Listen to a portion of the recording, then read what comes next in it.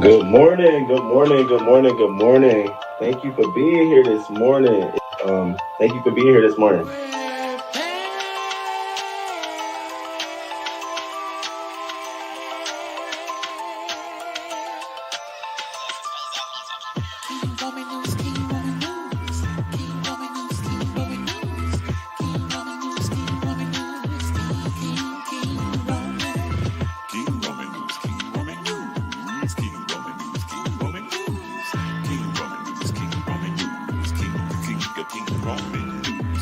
Let's go, let's go. Oh, let's start this show. King Roman News gonna come right through. Gonna give you that news just like you know it can do. Hot topics in your face, baby. King Roman knows his place, baby. King Roman News.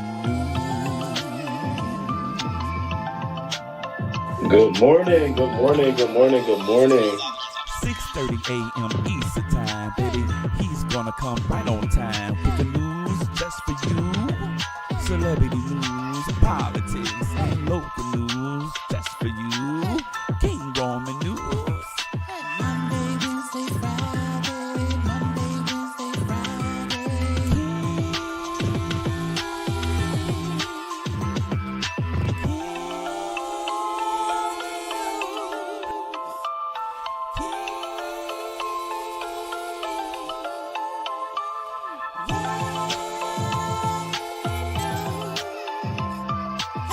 Let's go, let's go. Hey, let's start this show. King Roman News, coming just for you. King Roman News, coming just for you. 6:30 a.m. Eastern time, Monday, Wednesday, and Friday. King Roman News, King Roman News.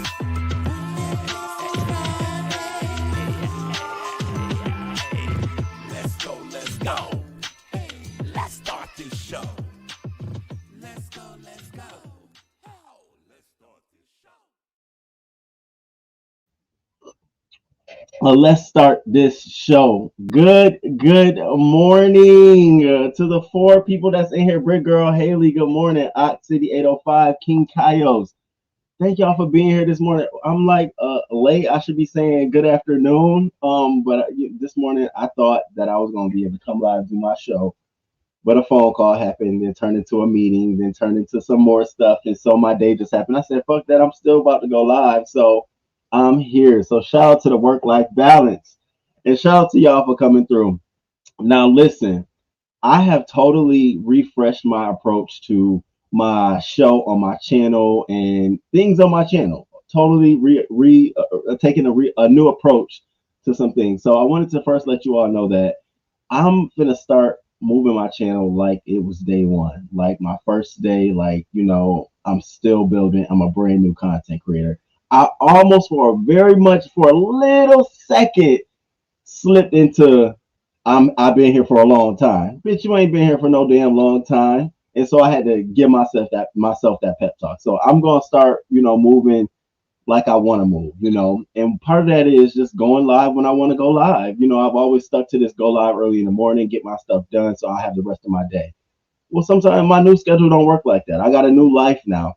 I'm heavy in the morning and I'm light a little less in the afternoon. So I'm gonna try to come out a little bit more. So I'm saying that to say that don't expect a morning live all the time, because sometimes I'll just go live when I feel like I have something to talk about. I got some content, regardless of who all is here, who all is in. Shout out to the base, shout out to my members, shout out to the moderators. Y'all all know that I love y'all. And I said this to the base and I say it to them often. I know that there's a lot of other places for you all to be, even when I'm live, and it's okay. Roman's not gonna be like, bitch, are you my moderator and you over there? Don't bother me. That doesn't bother me. That's not me. And even in the base, I'll be seeing y'all chatting and shit while I'm live talking about what's going on. Sometimes that shit be having me rolling. Keep it up. I'm happy with all of that. I feel like we got a good little thing going on. It ain't pissed me off yet. It ain't made me mad, so I'm good with it. Shit. I love y'all. Y'all love me. Y'all still show me love and all that good stuff. So I'm saying that to say Roman is about to start just going live when he wants to. I might be on live on top of your favorite CC, a motherfucker who get 1K in the chat all the time. I don't give a fuck. Now I'm about to start doing things my way. I'm getting out of that scary mode. That yeah, whatever. So I want to kick that off by telling you that, crew. So that's how it's gonna go. Ron P, what's up? Shout out to you, Ron P. Thank you for coming through. Cheryl Burnett, thank y'all for coming through. Good morning to y'all. Good morning. Good morning. So, it's Black History Month, and you know what we do every time for Black History Month. We give coin away, rightfully so. Y'all know my theory on Black History Month. Even when I was in middle school and high school, my auntie used to be like, she's the one who did it. She's like, yeah, Black History Month is year round. So I always had this attitude like, you can't teach me my history in a fucking month and then just say move on. So I kind of flipped it. I kind of feel like Black History Year is always, and then Black History Month we just gonna celebrate people doing the work and we're gonna put some money in their pocket. So that's what I wanted to do. So for my first show of the month during Black History Month, I wanted to throw some support. Now, I'm a first time. This is my first year, you guys. Oh my God. Being a homeowner. A homeowner. Shout the fuck out. Shout out. Shout out. Shout out. And I can tell the difference it makes in a lot of ways in my life. And I want to push that forward to you all. I really think that a lot of people, I'm 36 in their 30s, moving forward. I think you're scared, like I was scared about wanting to be a homeowner. And I'm taking my time today on today's show. So I ain't rushing. Scared to be a homeowner. You're probably thinking like I work a $45,000 job. I don't do much, I ain't making that much. I can't get no home. Well, I'm here to tell you, yes, you can. You can. I got a credit score. It's like 600, maybe 630, 640. I can't get no home. I'm here to tell you, yes, you can.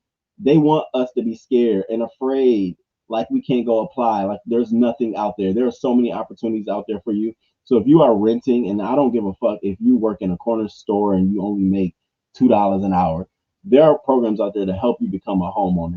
We just don't talk about them enough. We don't say nothing about them enough. So today, what I wanted to do was I wanted to kick off Black History Month, telling my people, let's start becoming homeowners. Let's start putting that in our goals. I know getting a car, because that's easy. Easy to go get a loan for a car, and that'll fuck your credit up a lot quicker than a mortgage on a loan. Because see, they'll try to save you with mortgages. They'll give you in programs. You can push the program off. You can put a payment at the end of your loan. There's so many different ways. But a car, they'll get you. They'll get you on that car. So I wanted to do that. So today for Black History Month, we're going to support a couple of organizations. So now, before I begin, I wanted to share this little fact. Home ownership in the U.S. Now, this is from the last Census Bureau, which was done in 2019. Okay, it says that 73% of non-white Hispanic Americans are homeowners, compared to 42% of Black Americans. That's a 31.2% difference, and it's getting bigger. The gap isn't like constricting and getting smaller. It's getting bigger, guys. It's getting bigger, and a lot of it has to do with the cost of living going up, and our earnings are going lower and lower. People aren't making as much. People aren't in communities where there's the affordable housing, so you have to rent. So there's so many programs. So in Baltimore, there's this program, and I came across it last year when I was going through my program. A couple of years ago, when I started my program, they had all these different things. Unfortunately, I'm a male. I couldn't take advantage of this. But for women, there's this program called Black Women Build. Okay? And let me tell you about this program. Black Women Build, what they do is they help women of color. Okay? And I think you have to be 25 or older. They help you get your own house. Now, here's the caveat to that. It's called Black Women Build. So you're gonna find a lot that's available in Baltimore with a home already on it that's fucked up, like I did, and they're gonna help you repair it. You have to put in hours, and they match your hours. And during that process, they're helping you fix your credit. They're helping you apply for a loan. They're helping you do all that shit. And at the end of it, you have a house now. And so I think it's great. They've been pushing out a lot of different commercials here that draw my attention to the success rate of this program. I think they have like 100 and some women who have now got homes that would have normally not had a single family home. It's a beautiful thing. So here's the criteria. Now, this is for Baltimore residents, and I'm sure they got other programs, but I just want to give you insight into these kinds of programs that are out here Don't be thinking you can't be a homeowner. Don't be so quick to rent. Like, don't be so quick to take the easy route. Think about that shit. Become a homeowner. Yes. Do flip that shit. Even like what I'm about to flip the fuck out this bitch. I'm living in it, getting it right. I'm gonna flip this shit. I got it at a very low rate. When I tell you under 75 grand, I'm about to flip this bitch to about 100 something thousand. Okay. That's what I want us to do. I want us all to think like that. So here's how to qualify in Baltimore. It has to be your first time home. You must be employed, and you have to have a savings of $2,500. Now, here's my fucking thing. That ain't bad. Savings of 2,500 when some lenders, some banks require you to have way more of that in your bank account. Just 2,500. They're not asking for you to show a bank account that. They just want you to have that in your savings. Grandma, grandpa, can you put this in my savings for me? It's a dope ass program. They're also looking for you to have a minimum credit score of 640. Now, that's where some people might have a problem, but listen, there's always situations and circumstances that prevent you. But you know what I always tell people? Apply any fucking ways. Get to the point where you have to talk to someone and they say, well, ma'am, I see your credit score is at, it takes, well, I know, I just wanted to apply. Is there anything? Start talking, build a relationship. That lady might say, hey, I know Joe Schmo. I might got the connect for you. That's what we don't feel, because see, we're too afraid. We're traumatic. We feel like, I don't want to share. I don't want to say, because you might already look at the fuck that. Hey, damn it, I'm trying. What can you do for me? Take that approach. Remember, this is the year of getting shit done. We're getting shit done this year. So I wanted to share this organization, Black Women Build Baltimore, wonderful program. So we donated $50 to this program. Also, they give you a traditional path to the home buyers program, which is amazing. It comes with home ownership counseling education, which is required for some of the grants. So it's an excellent program. So we donated $50 to them this morning. Shout out to them. In the name of King Roman News, our channel, we're going to support this organization. Now, you already know, every time we support an organization, what does Roman get? Mail and email and mail and email. So I asked them, please don't send me a motherfucking thing in the mail. I will stay on the website. So if you want to check out more information for this, if you know somebody, even if you are in another city or state and you just want to say, what kind of shit is this? Go look at this program and see what's going on. I promise you they have it comparable in your state or somewhere else. So check that out. Now, another thing, because this is now in everybody's state, the National Urban League. I went through the National Urban League. Let me tell you my story. I went through the National Urban League for my home here in Baltimore, and they absolutely work. So the National Urban League, they have comprehensive housing counseling. Let me tell you about their counseling. You don't want to get into just a counseling session where you get a certificate and they send you on your business. They put you in a program that has the counseling education. They have the counseling certificate. They have grantors that you can apply for that's already connected to the Urban League. They put you well with bitches had me well with Wells Fargo. They get you connected to banks, and you're comfortable because you're looking at people that look like you, and you don't feel like, oh, I got an isolated institute. No, bitch, we all got the same issue, girl. We all in here. What's your credit score? I'm sitting in one of my group sessions with people. We all looking around. It felt so good to see other people who had similar financial history as mine, similar issues as mine, and we were just all in there trying to eat. Like, bitch, you trying to? Me too, bitch. What? So take advantage of this. So now the National Urban League is in everybody's state, in everybody's city. Mine is Urban League in Greater Baltimore. They have them in yours. They have them in Rochester, New York. They have them in Chicago. This is a national program that they have. Here are some key components of their program. They've helped people receive pre-purchase home ownership education and counseling, which is what I told you. They've helped people with mortgage delinquency education and counseling. Now, this is good for those who went default on their loans, who don't have the credit score because there's some shit on their credit report. When you go through the mortgage delinquency education and counseling, like I did, now I ain't got bankruptcy or shit like that. I just had high student loan volume. And so when lenders see that you went through a course like that on your application, guess what? It looks a little bit better. It does. Believe you me. Now they were telling me all this shit, and I'm sitting there like, I don't want to do all this shit. All I want is a certificate, so I go to a bank. They was like, no, sir, you're gonna you need what you need to. You need to. And I'm like, okay. Now I'm on the other side. I'm telling you that it's the best thing going, like hotcakes, for real, for real. And shout out to y'all that's just coming in the building. Welcome. And we just doing our hot topics and local news. I got a whole loaded show today. Y'all gonna love. But for Black History Month, y'all know how I feel. We celebrate Black history all year round. So on Black History Month, we get into the bag. We showing organizations out here doing the work for our people, carrying the torch on forward. It's great for us to keep digging up our history so we'll know where not to go. You should be doing that all the fucking time. Don't let Black History Month come around and be spooked and psyched like, oh, I need to go learn. No, the fuck, no. Take your time. If you don't need to learn right now, March is gonna be here. What's the rush? 28 days to rush to learn your history. It really angers me. It does. Yeah, I'm telling you now. I've been in meetings professionally where they say, "So what are we gonna do for Black History Month?" And I sit back like this, because you know I'm black. Everybody gonna look at me. I sit back just like this. Don't ask me, please, Lord. Don't ask me. Because you know what I'm gonna say. What did you do last year? Did it work? Fine with me. I'm not into that. Now, if you're talking about donating to organizations or helping organizations pitch their mission forward, I might come to the table and give you some names.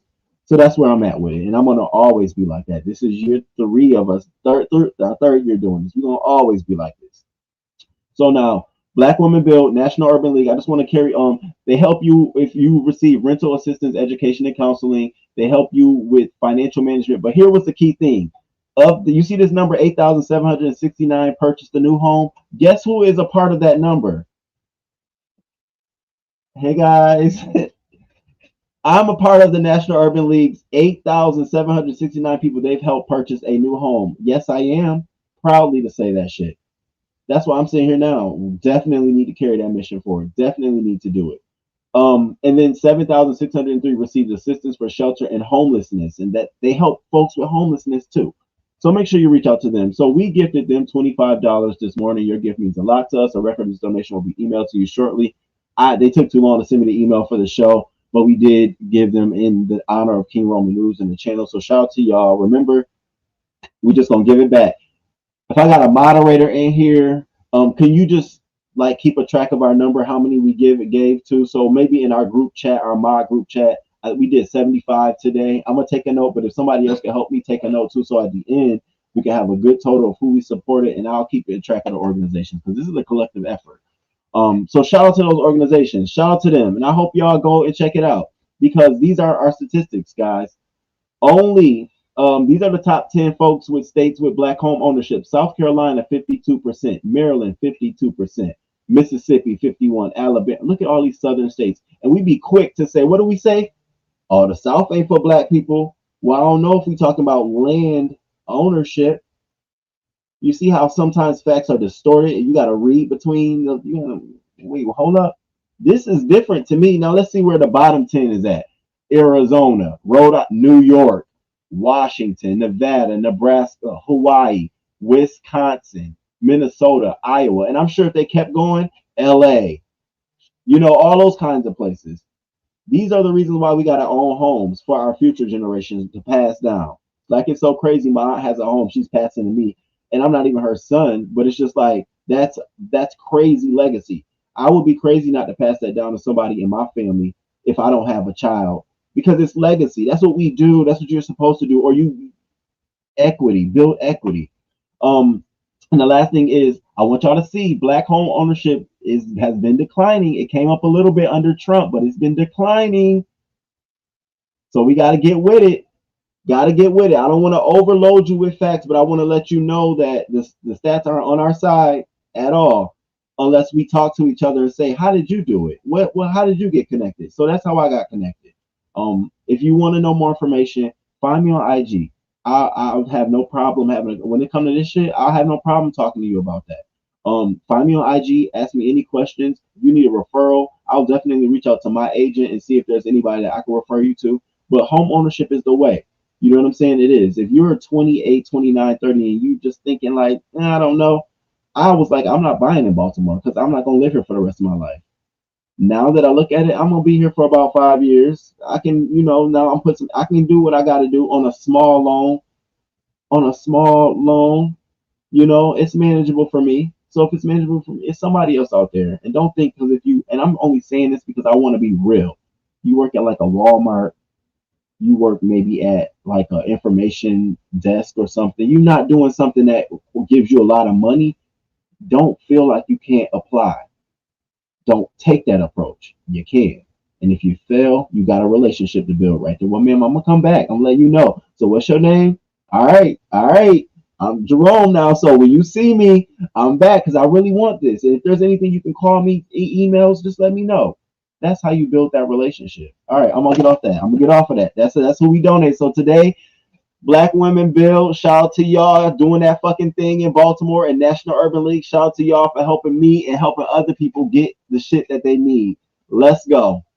Now, good morning to my crew. Good morning, y'all. Good morning. I see y'all here. I see y'all. Yes, do you? Thank you, Brick Girl. Ron P. It's one of my favorites. Okay, thank you. Thank you. Hey, Bobby. Hey, Boo. Good morning, Bobby, and congratulations to Bobby, our little real estate expert we got here now. It's so good to have seen you go through the process. Yes, so much inflation. Thank you. Thank you. I appreciate that. Fan, what up? What up, fan? What's up, Kurt Vixen? Good morning. Honey Love, I missed you. Good morning. Angie, what up? What up? What up, y'all? Look at y'all popping through. I love when y'all just pop your head in. All right, Roman, I'm coming through. Kings Mina, what up, boo? What's the name again? Baltimore Women Build, or and the other one is National Urban League. What is the comprehensive home counseling? It was called, for me, it was called the home counseling program. So this is called comprehensive housing counseling, and it's on the national website. You go to the Greater Baltimore website, theirs is called something different. So each person got their own little version of that national program at their local site. It's definitely worth it. I'm trying to tell you, generational wealth. It's two of them. I'm having a brain freeze. We will get them in the mod chat. Oh, thank you, because I know y'all will. Miss LA, what up, boo? Shout out to Miss LA, a little planner, home ownership. Just kicking the show off a little home ownership. Nicole Goddess, good morning. Can you state the charities again and the amounts? Yeah. So Baltimore Women Build, we gave them $50, and National Urban League, we gave them 25 to kick off Black History Month. Surely did. Miss Toby, good morning, boo. Human Hysteria, what up? Bella, what up? What's up, Lamone? Yo, I've been life living. That's what has been going on, to be honest with you. Ain't no excuse to it. Been living. But I'm back at it. We about to get to the shits and giggles. All right, so now that I got that out the way, we finna kick off the show. Before I kick off the show, y'all know I always do this. I'm doing this, and it might be a little subliminal, but it is definitely the base will know that this is a subliminal to somebody that I was talking about yesterday to you all. This is a subliminal. So today's quote of the day is: the greatest form of retaliation is not loving your enemy, but ignoring them. And I want y'all to take hold to that. Sometimes you ain't got to retaliate on a motherfucker. Just walk on by. Just walk on by. And that's our quote of the day. Just walk that ass on by. Just, oh, you did me wrong. All right. Just walk on by and keep being you. You just keep being you. Because once you retaliate, you got to keep it up. Because they're going to retaliate. Now you got to retaliate. You got to pick your battles. And I'm the crew know what I'm talking about. Yeah, I'm just going to walk on by. So take it if you know who I'm talking about. You probably do. And if you're watching, yeah, I'm talking to you, bro. Yeah, that's just that's where I'm at right now. I'm not trying to play that kind of game. All right, so let's kick off. Let's get into the fucking show. This is what y'all here for this morning. Let's get into hot topic.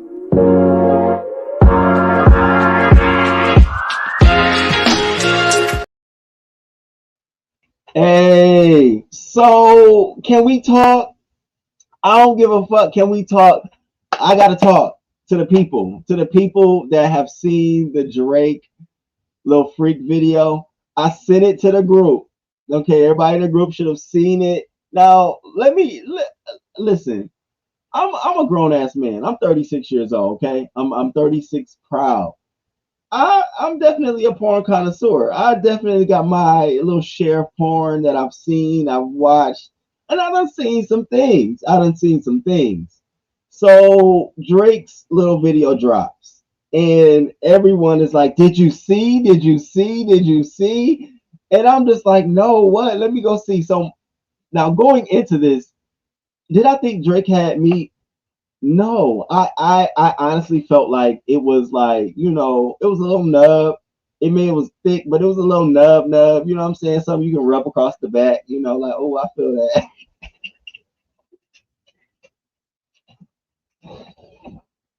Something you can just, oh, what you doing? Are you ready? Is you ready? What?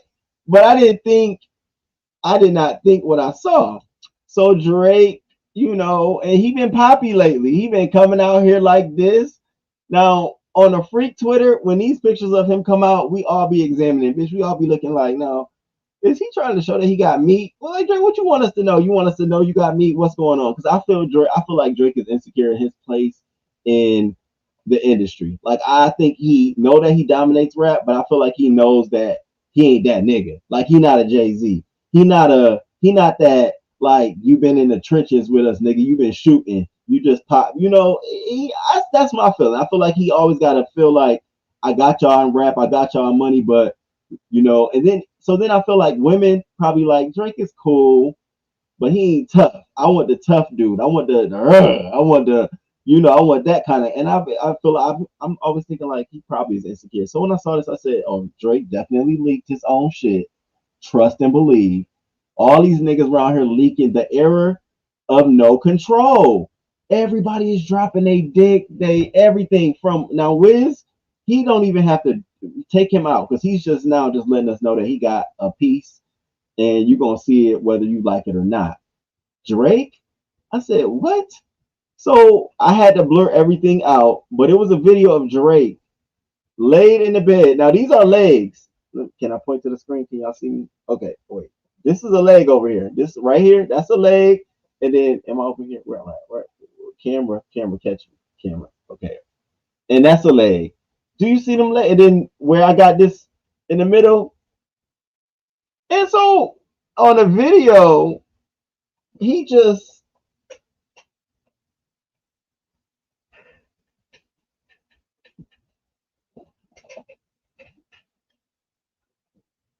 bitch. All kind of thoughts came to my mind. The first thing I was like, who is he sending this to? Why ain't they over there, Drake?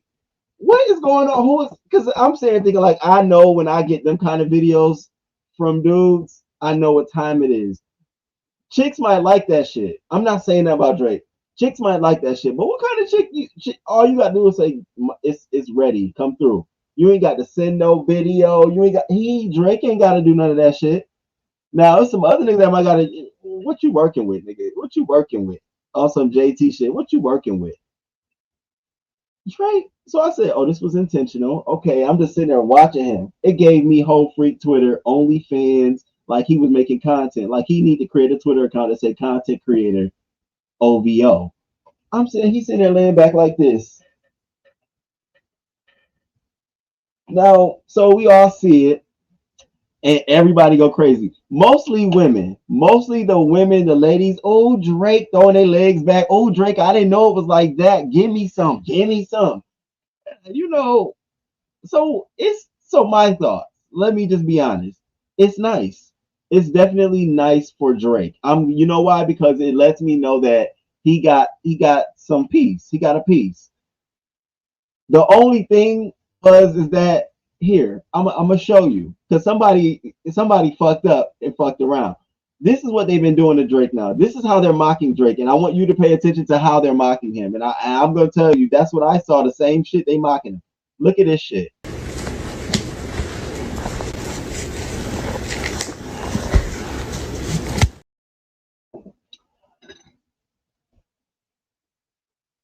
Something about it was like, yeah, okay, this is nice. It gave very much so throw that bitch over the shoulder and walk away. I was like, damn, is this on hard? I had so many questions. I'm like, so is this the dick on hard or what are we doing? Are you getting there? What are we doing? So I saw all of that, and then I'm a man of girth. Okay, I'm just gonna throw it out there. A man of girth. My nigga's a man of girth. I like looking at porn and stuff, of girth. I'm a girthy kind of guy. I be like, damn, look at it. What damn? Okay, this shit. You get heated. Look, bitch, I'm over here. Whew. Sometimes, you know what I'm saying? And I'm sure some of my fellas out there and my ladies, Drake, unfortunately, he wasn't giving a lot of girth. It was very much so a hot dog, one of the long hot dogs. Not long is good. Long is in there. Long is in there. So I looked at it like, okay, this is nice. I'm glad he got a piece, but would I rush to go smash him?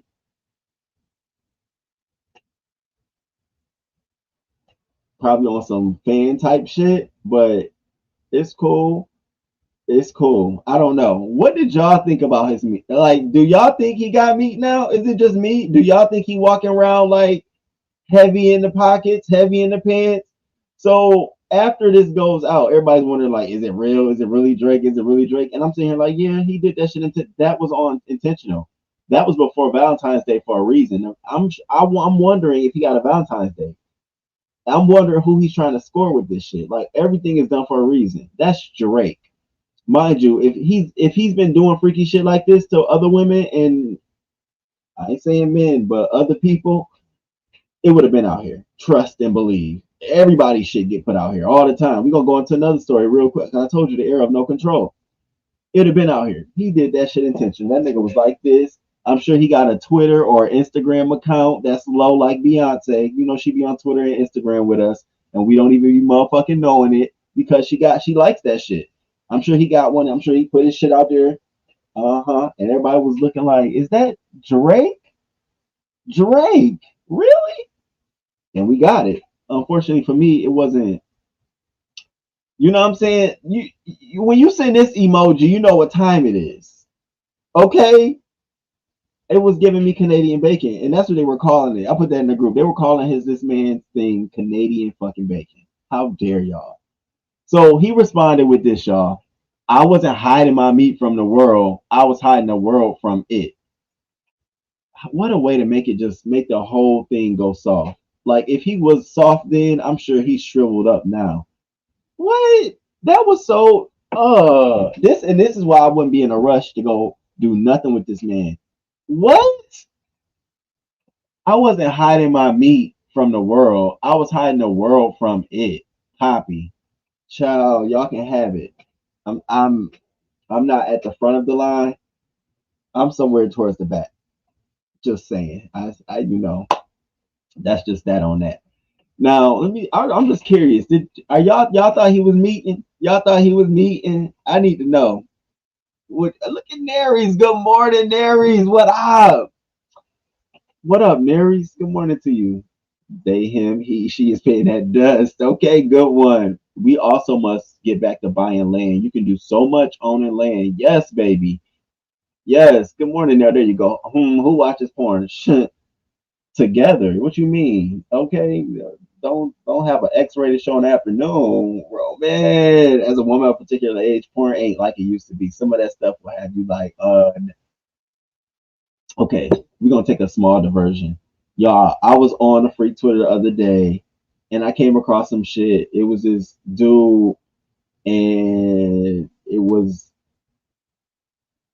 this girl, and in the caption it says it was about the fucking his daughter. And I just said, I had to drop under the comments. I said, I'm not knocking nobody, but fucking your father, that's just nasty. You know how many people attack me? This is under my new freak Twitter. I said, damn. I think that's some shit. So when you said that, I'm throw me in there because some shit is just too much for me. Even if it's just a fantasy, hell no, hell no. Lines be drawn. Drake showing meat and pussy, baby. Now, if you really want to get to something, Naries, if you really want to talk to something, did y'all see the way the legs was thrown? That's the first thing I saw. I said, oh shit. You see them legs? Y'all don't know because y'all might not know, but let me tell y'all something. When that perfect angle, do you see this angle? I don't care if you low. I don't care if you like this, that. It's all about that angle. You see this angle? Even if I'm low right here, this angle right here is good for the scooting. It's good for the scooting. I'm just trying to let y'all know what's up. Now look, and then notice where the feet are. The feet gives you leverage. When you do this and your feet is planted on the bed, you can hold and scoop. What is Drake doing? What is that? Man, y'all better stop playing with me. Y'all better stop playing with me. I don't know what niggas y'all be looking at or what dick pics y'all get sent to y'all phone. Let me let you know. In those days when I still, they ain't never like that. Ain't nobody folded up, bitch. They either standing, you got them laid back, something. It's just Drake out of this is why you made it go soft for me. It went wet noodle. I said, oh, this is nice. I couldn't do nothing to it. I didn't get hard. I didn't. It was no, I'm about to share it. It was just like, what in the world? You put this out of all of them, bruh. Like, okay, I don't want to see Drake in that position. I don't want to see him like that. I will not. Now, if he was, what I'm saying, he was if he threw them legs back on some trying to be on some ZX type shit, bitch. Now I would be talking. Now we'd be talking. But this didn't do nothing for me. And he's a whole straight man. Don't mind me, I'm coming down with something. A whole straight man. So yeah, I don't know. Sounds like your mic is plugged in. Sounds a little muffled on my end. Oh, you know what? Damn it. Okay, let me know now. God damn it. I had the mic facing the damn speaker.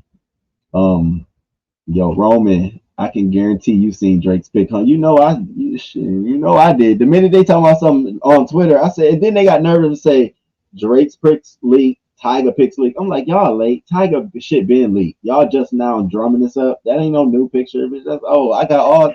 Now who I got? I got all the Tigers. All the videos and all. I can't believe they trust OnlyFans stuff gonna stay on OnlyFans. The minute they go live and people put it on Twitter, I'll be right there, recording, screen grabbing. Let me get this shit. Oh my God, today. What? Child. It's just, memories, okay? You just always want to have some of this reference when you see him performing. Like, I remember that. People say they waiting on 21 Savage. Why? To do what? Another album? Nah. Now y'all making it go from soft to just ready to go urinate. Like now, like what? It's average, Roman. That's a Mexican. You know what? That's why I don't fuck with y'all. It's long, but can it stay hard though? Period. Sheffy, good morning, boo. Useless as they should. I mean, I'm glad you equipped to do that, but is that like the mating call or something? I don't know. It is in your 20s when you ain't got a lot of money, or when you think you balling a little bit of money, you trying to get women. That's cute. But for Drake, I would have rather seen him getting head from a chick or smashing, and then I'd have probably been on 10, like, and it'd still been the same size, but the okay, now you moving, you giving me some judge, but you really just laid up on that bitch. Literally, it was loose, y'all. I mean, it was just like, I'm like, this ain't porn. What are you doing? What are we doing? Drake, who you be sending this shit to? Who you sending it to? I'm not what demographic are you sending this shit to? Old women, because they probably found that shit and was just rubbing. I'm talking about rubbing one out. These nowadays, you got to do a little bit more. You trying to get me up off my toes to come through. See, if you'd have sent that to somebody without your face, you probably would have got a response like, where the video at? You just it? But it's your face that kept it, okay? It is good. Not Roman having flashback, baby. It was neat. Looks like a nice size, but erectile dysfunction. It was okay. I love girth. I'd rather see Chris Brown. Oh, God damn it. And this is why we're the motherfucking crew. It's all flaccid. It is definitely not no August Alsina meat. It ain't Tigers. Bitch, it ain't. Wait, now. It's a lie. We can have a meat conversation. It was like, okay, this what you was doing? But you could have gave us another single. You could have put out another track for this. I mean, damn. Not everybody pulling the shit out the woodworks. Disgusting. He was at them Diddy parties. Tony Montana. Good morning, bro. Good morning. TM. I'm sorry, y'all. Miss Baker. Good morning. The scoop position. I'm just trying to tell you that's what it is, and you didn't like that it was flip. I'm just talking about that thing. Just what you doing? Can you just imagine in bed? So when is this? Let me know when you're ready. In my heyday, be like, just let me know when you're ready. I can come back. You know what I'm saying? Obviously, you probably stressed out. You got some shit going on, or we go get a drink. Like, what's good? Like my heyday when I'm trying to play, but now, don't even come over here. It's gonna take you at least an hour to 2 hours just to get to. No, I don't have time. Roman don't have time, bitch. I got a life. I got to get to going. What you talking about, bitch? I'd have been on fake the phone call. You know what? I knew my friend was going. My friend finally did land. Actually, I got to go grab him from the. This is my favorite one. I have to go grab him from the airport real quick. I'll be right back. So you want to leave? You want to come back, or I come back to your old crib? Like, what you want to do? Bitch, and be gone. I go around the corner for like 10 minutes. Go grab some McDonald's. Go park way down the street and run my ass in my house. Bitch, you gonna come over here and you goddamn well. Nuh-uh. I don't have that kind of energy no more. I'm not doing that. Not no 21 Savage. No, ma'am. Yeah, he was slaying around like a wet towel. Okay. Nah, us old ladies don't want that. He's a dollar store flip flopper. Tesla babe, good morning. Drake old slap dick stick. Okay, I'll be honest. It was impressive because that's what I'm saying. We all expected Drake to have, it to be a little nub. I was like, oh, it's not enough. He actually probably is going somewhere. Okay, it's cool. But nah, Drake, not for me. So in the realm of the era of no control, do you all know Ray Monte? Okay. Ray Monte is this social media influencer. He's big on TikTok. Got into it with Cardi B a couple years ago. Told her that she ain't shit. He's known big on Bigo. He's in that whole world. Okay. So I wanted to talk about this because I just said, people they are ruthless and coofless. So Ray Monte had a best friend. And once he became famous and stuff, this best friend was around him. The best friend one day decided to go through Ray Monte's phone and airdrop all the pictures, the nasty videos and pictures to his phone. I said, damn, people be doing that shit. That is some low down shit. Like, I even had to get my two phones together to see, like, can somebody just unlock my shit and start airdropping themselves? How the fuck y'all are really, this is how you get fucked up as a friend. See that? I would fuck my best friend up for some shit like that. It ain't much I'll fuck my best friend up for. That's an invasion of privacy. I don't want you seeing none of that shit if I didn't send it to you. It's an invasion of privacy. So how I felt, Ray Monte felt the same motherfucking way. So Ray Monte friend did this. He made a video. Now we're not gonna play the video because it's a freak video, but he put up a video exposing this man, exposing all of him. And showing, I couldn't play the video. And Ray Monte comes out here and tweets this. This isn't funny to me. Imagine someone being your friend and going through your phone, sending themselves things to expose you. I twerk, but my ass body online is really fucking with mental. This is so embarrassing. I did nothing to this girl, and she's trying her hardest to take me out. I have to log off. This is so annoying and draining. I'm so irritated. I'm going to just log off. I fought the girl. I gave you what you wanted. Like, what more you pick with me?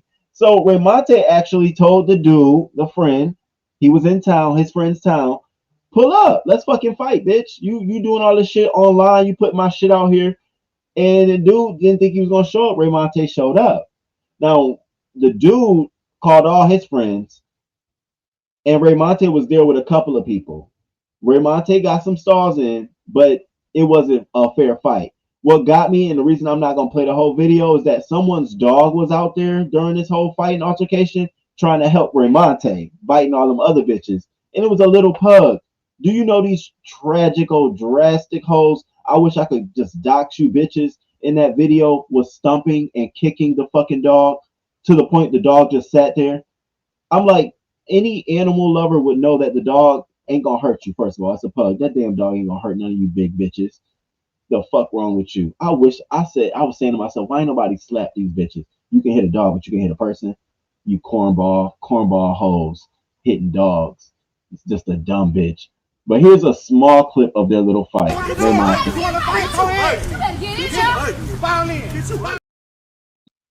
And that's all I could play because the dog was running right up and they just haul off and kick the little dog. Just kick the motherfucking dog. So Ray Monte is embarrassed. His parents and family have seen his shit. Yeah, his thing is out here, y'all. Did I see that? Oh yeah, I saw it. Would I be curious? Not really, because Ray Monte is one of the girls. He's one of the girls, and so ain't too much I'm gonna be able to do with all of that, Besides have a conversation, because yeah. So that was Ray Monte. Now let's talk about the era of no control. What I'm noticing with men nowadays, and I wrote this down, we are really going into this place where it's being more common that men are becoming more and more comfortable with their male public nudity. More men are just starting to show more body parts, starting to dress real provocative. I mean, you thought we take the gays out. We talking about straight men. And so when you think you saw one thing, it's always something else. So we get Playboi Carti leaving Kanye West's studio, and oh my. Now, my friend gonna ask me, you think he wearing a thong or you think he wearing a one piece? And I said, to be honest with you, I don't know because the sleeves go with the one piece.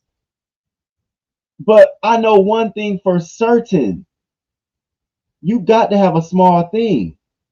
Your thing has got, unless you got a small cup, that thing is riding high. Look at this. That is high. Look at his abs. The first picture where it's just all him standing there. You see that ab? Bruh.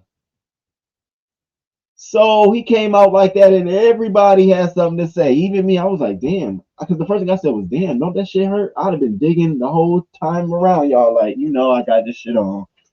Woo, shit. Then I thought maybe it's a button in the front where he clip it down and unclip it. So maybe he's sitting with it I don't know. I was trying to give him all the reasons in the motherfucking world, but I couldn't. But you know who has something to say? Of course.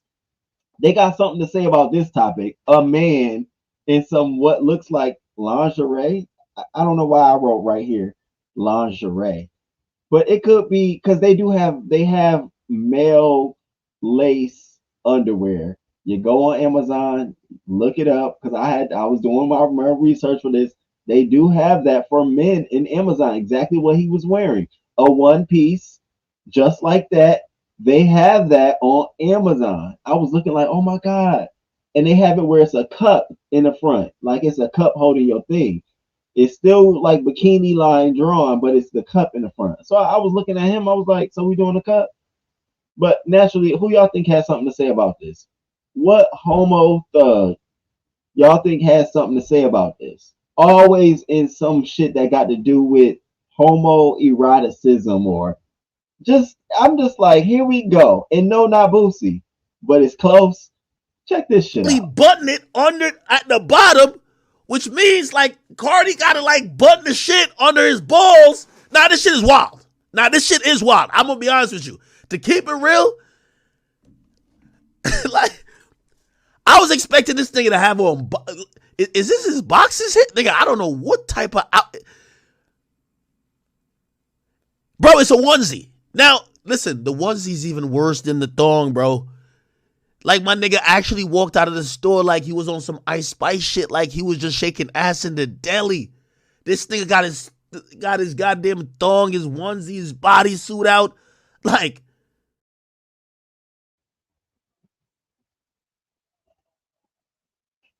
And y'all know I'm gonna forever be on DJ Axe's ass. Now, did that sound like he was critiquing going hard like he would on a Young Miami? Does that sound like some shit? No, he was very much so. You look like you got on some Ice Spice shit, like you're in a deli about to shake your ass. Really?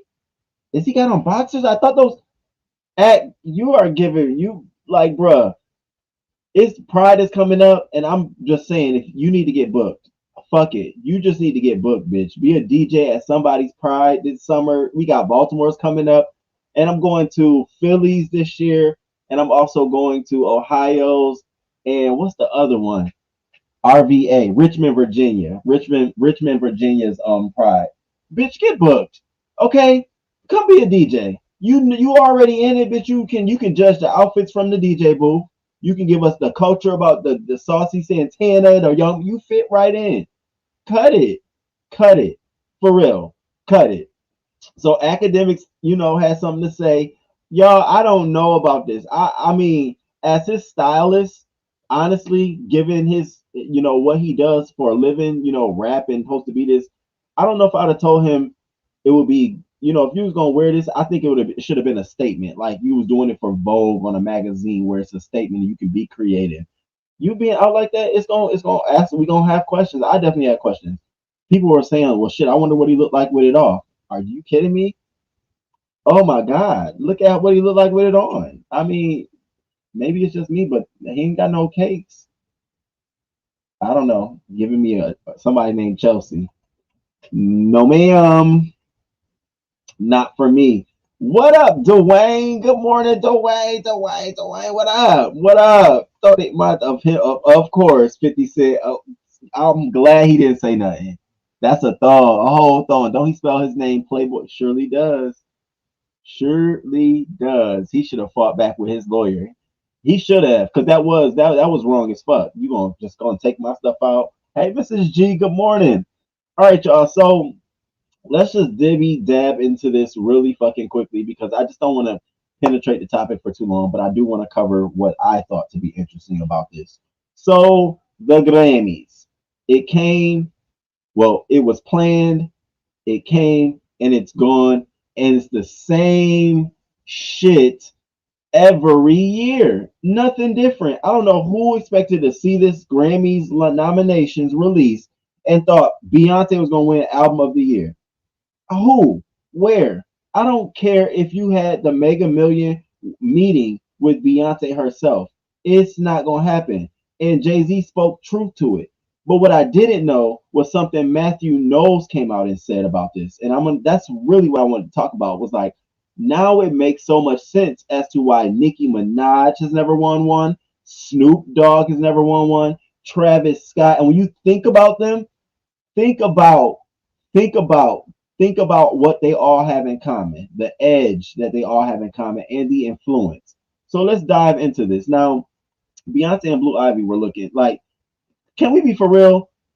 Is Blue Ivy aging the same as us? I'm like, I just saw her as a little girl. This girl is getting old. It made me feel like I was old. Like she is growing up. And I love the fact that she is appearing, whether she really is or not. She's coming off as gracious, as poised, as very subtle, as very well mannered. That's like very dope. To be entertained, to be challenged as a child, and then display in the real world some calmness about yourself, not overly excited. You're controlled. I love that for them. I love that for Beyonce, whether they're putting her through training or not. And we know B been through that kind of training. Her and her father. So I thought they looked really, really well. Beyonce is rocking Pharrell's 2024 fall line. People kept saying, what is she wearing? Why would she wear that there? Mind your damn business. Are you there? I'm all on Twitter. Yeah. Are you there? I'm mad they took the dislike button away because I've been disliking bitches. Pay attention. She's branding. She ain't got nobody else on but her people. That's what you're supposed to do. So she hasn't won Album of the Year, but Jay-Z made it his point to drive it home. Now, before I show that, this is what I want to say. Look at this. Beyonce, number one, 32 awards. Don't get it twisted. 32, okay? 32. And I'm saying that because a lot of times they throw shit out at us. Oh, Beyonce got the most awards. Take it one step further. Yes, she has 32. The next person beneath that is 31. And guess how long he's been in the industry? Okay? Carry it a step further. Hit that shit home. Give them the facts. Give them these fucking details. And I want you to notice something else here. Do you see Taylor Swift anywhere over here? She's in another list. I didn't even want to pull the list up. She's not even in the top 15. But she has won album of the fucking year 4 times. 4 times. There is something to be said about that. That's out fucking rageous. You mean to tell me 4 fucking times her music is what the whole country is celebrating? Not when not Lemonade should have definitely won. The other ones I wasn't really into the industry to care enough, but Lemonade, bitch, even I was like, wait a minute. I remember the mood, the time, the place, what I was going through. I remember when it came out. I remember all of that. Renaissance, that wasn't even just an album. That was a fucking movement. Why you think Ariana Grande out here with her fucking first song and yes and say yes? I got a cold. That's why. That is exactly why Ariana Grande came out. They already told her this is the wave. Watch how many other R&B artists get on that electronic dance stuff. Now, Dawn Richards been doing this shit for a long time. She just ain't popular like Beyonce.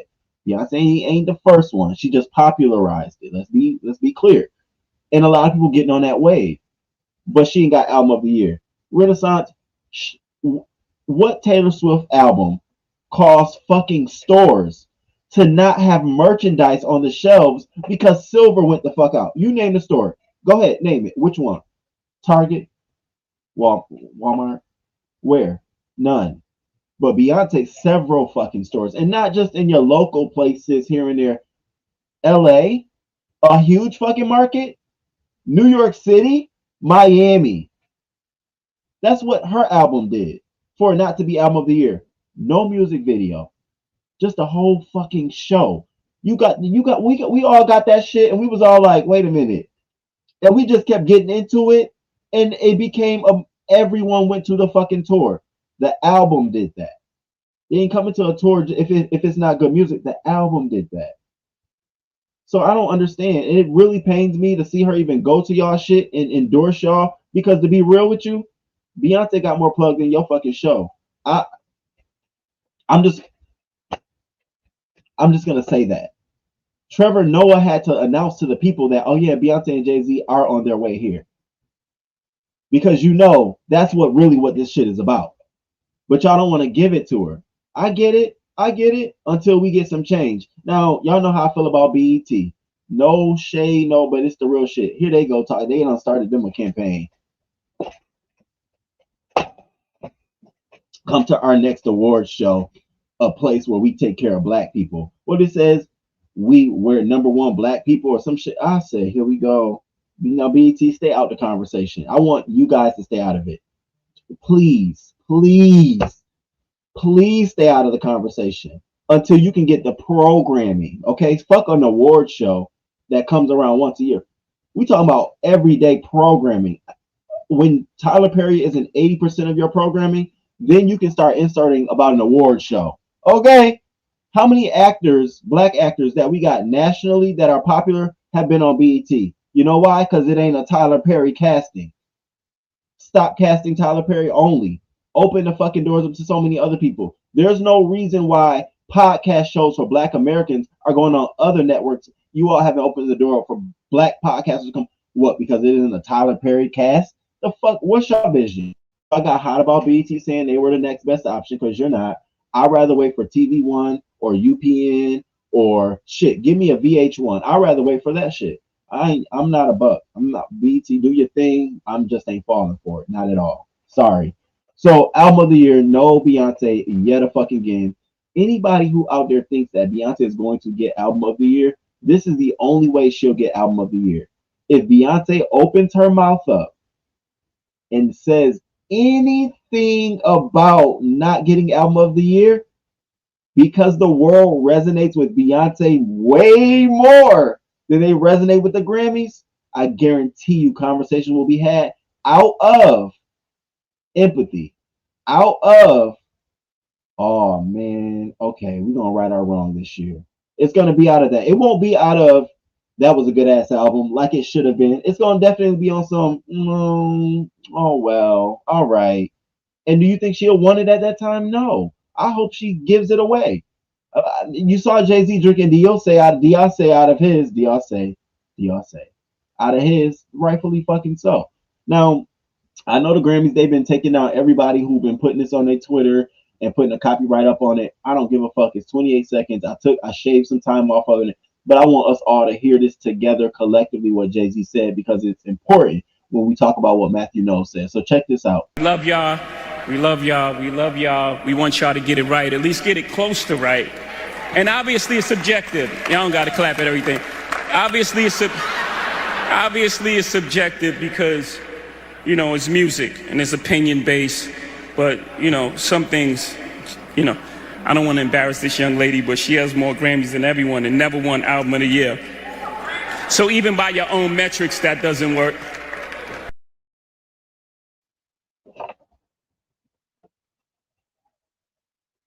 Now, did y'all hear that? And Jay-Z has a thing that he always does this. Anytime he's out battling or talking about something, he always says, well, by your own standards, that doesn't make sense. Well, by the way you're even scoring this, that doesn't make sense. He talked about that when he was fighting the distributors about his alcohol. He was saying, well, by your own standards, the way you're delivering mine, it doesn't make sense because you're saying that half the percentage of stuff is not going to be in stock. It's going to be in stores. Well, why is half my shit not in stores? And they're saying, well, we don't get a high demand. That doesn't make sense when it's the number one selling on your list of brands. So he knows what he's fucking talking about. So when he said that, by your own metrics, this doesn't make sense. I want to make sure, crew, you understood what that fucking meant. If someone has Album of the Year, the number one, right? The number one, they'll probably be someone who has won multiple Grammys in multiple categories on multiple levels. Think about it. You are a world-renowned basketball player. You don't just become the top basketball player. I'm sure you got a number of wins. College, high school, camps, and now you in the league. That's how it is with Beyonce. She just not up there.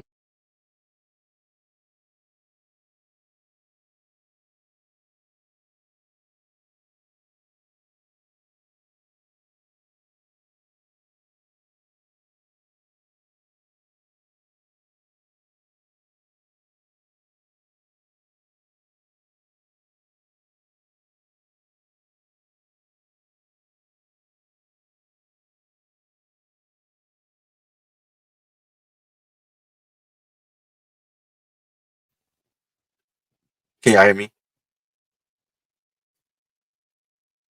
Can y'all hear me? Can y'all hear me? Can y'all hear me? Can't hear you. Oh, what? Mic check, mic check. Everything is plugged in. Oh, okay.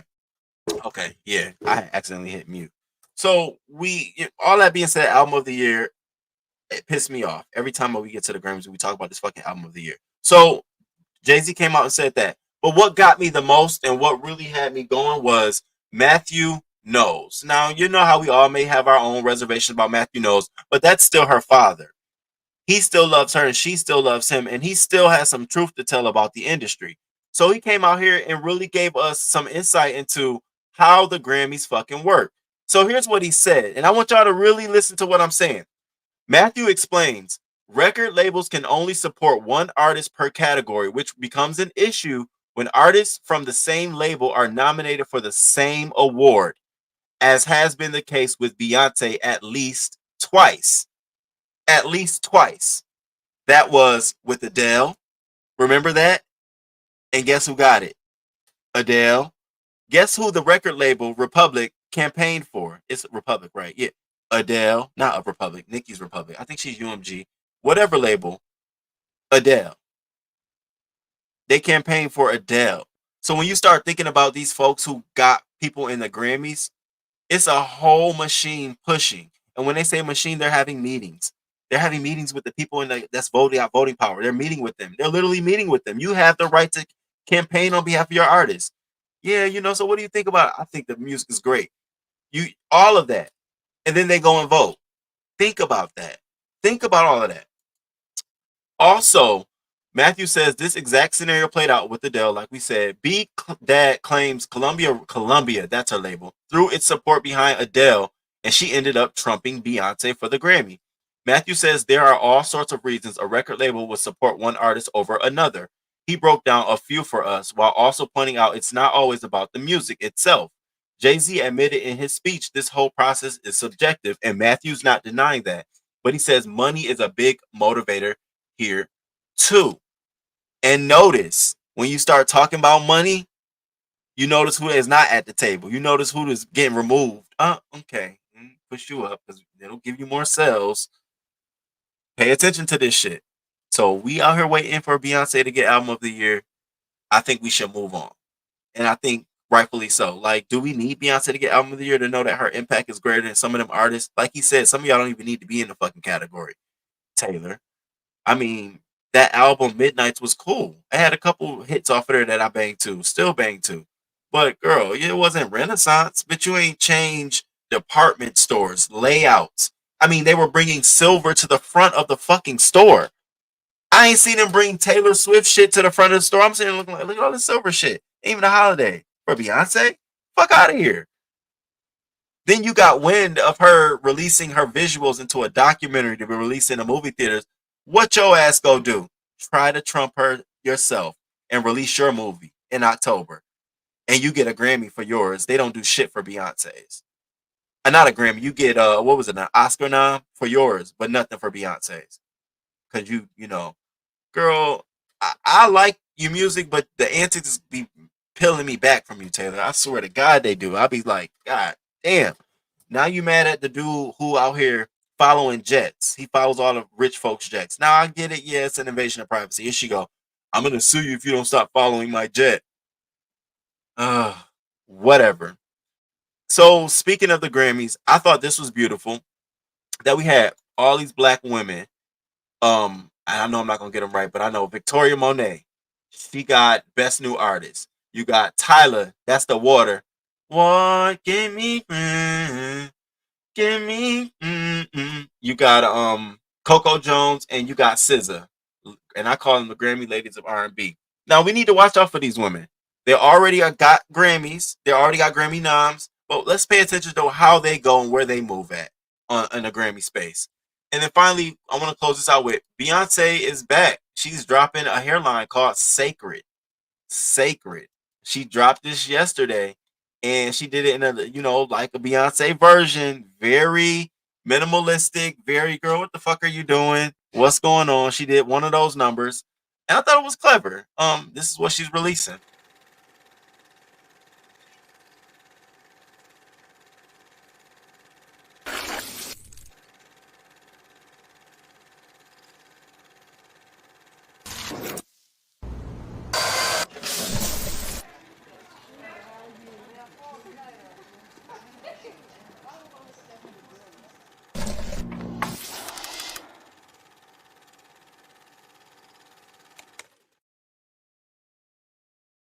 So, shout out to B. Sacred.com.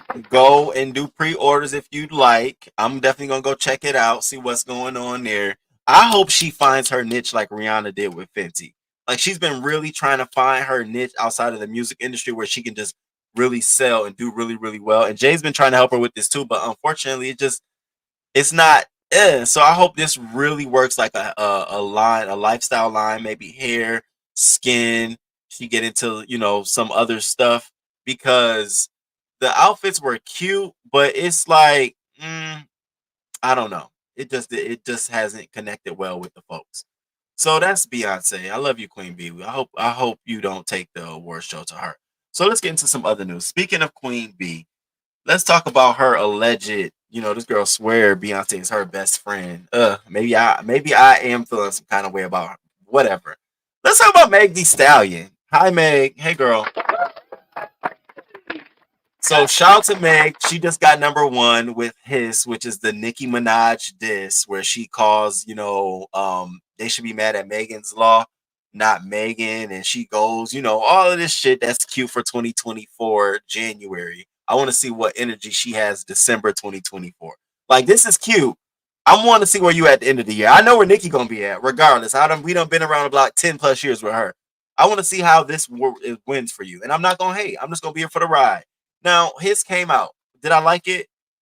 Here's the thing with Megan. All of Megan's songs are starting to sound the same. Either it's her flow or the beat. One of the two is the same. Either it's gonna be the same fucking beat or it's gonna be the same fucking flow. With this hiss, all I just sat back and said, here we go. Here I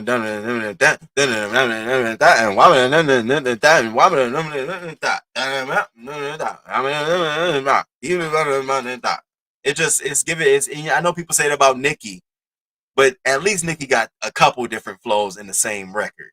This one was just like, oh, okay, girl. Shit. All right, whatever. But she tried to do a little nod, and Nicki's diss to her. Nicki was like, you drinking the Henny through the straw? You better stop, you little whore. Before I call Carl and get by your catalog. So she came and did a little video drinking Henny through a straw. Now, let me tell you why Megan stopped that. When Megan was coming up on the rise, right? Megan was driving the boat. Everybody was driving the boat.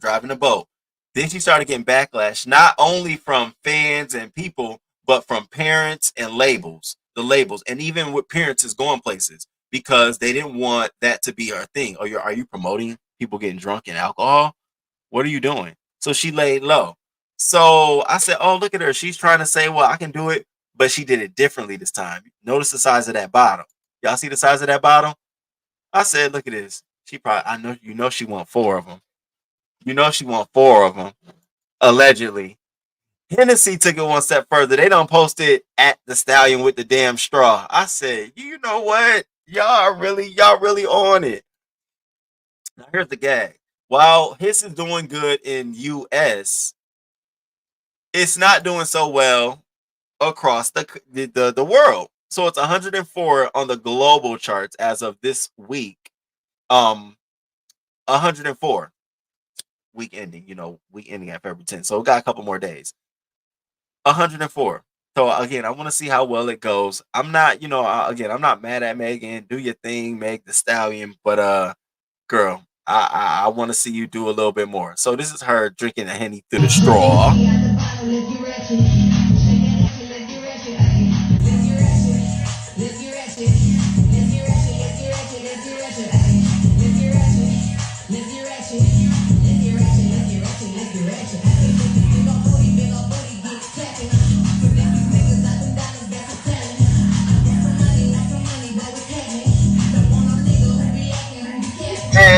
Hey. Now, here's the thing, right? This is what I love about bad bitches. When you think you a bad bitch and there's always another bad bitch. I tell myself that, like, you think you a bad bitch, but bitch, there's always somebody that's gonna be a badder bitch than a badder bitch. That's the way the world works. If it wasn't, we all be running around here looking like each other. If there was one bad bitch that win all the time, we all be looking like. So Jada brought her little ass out here. Now I ain't saying she's fine, but we was looking at Meg like Meg throwing that ass. But then this what happened.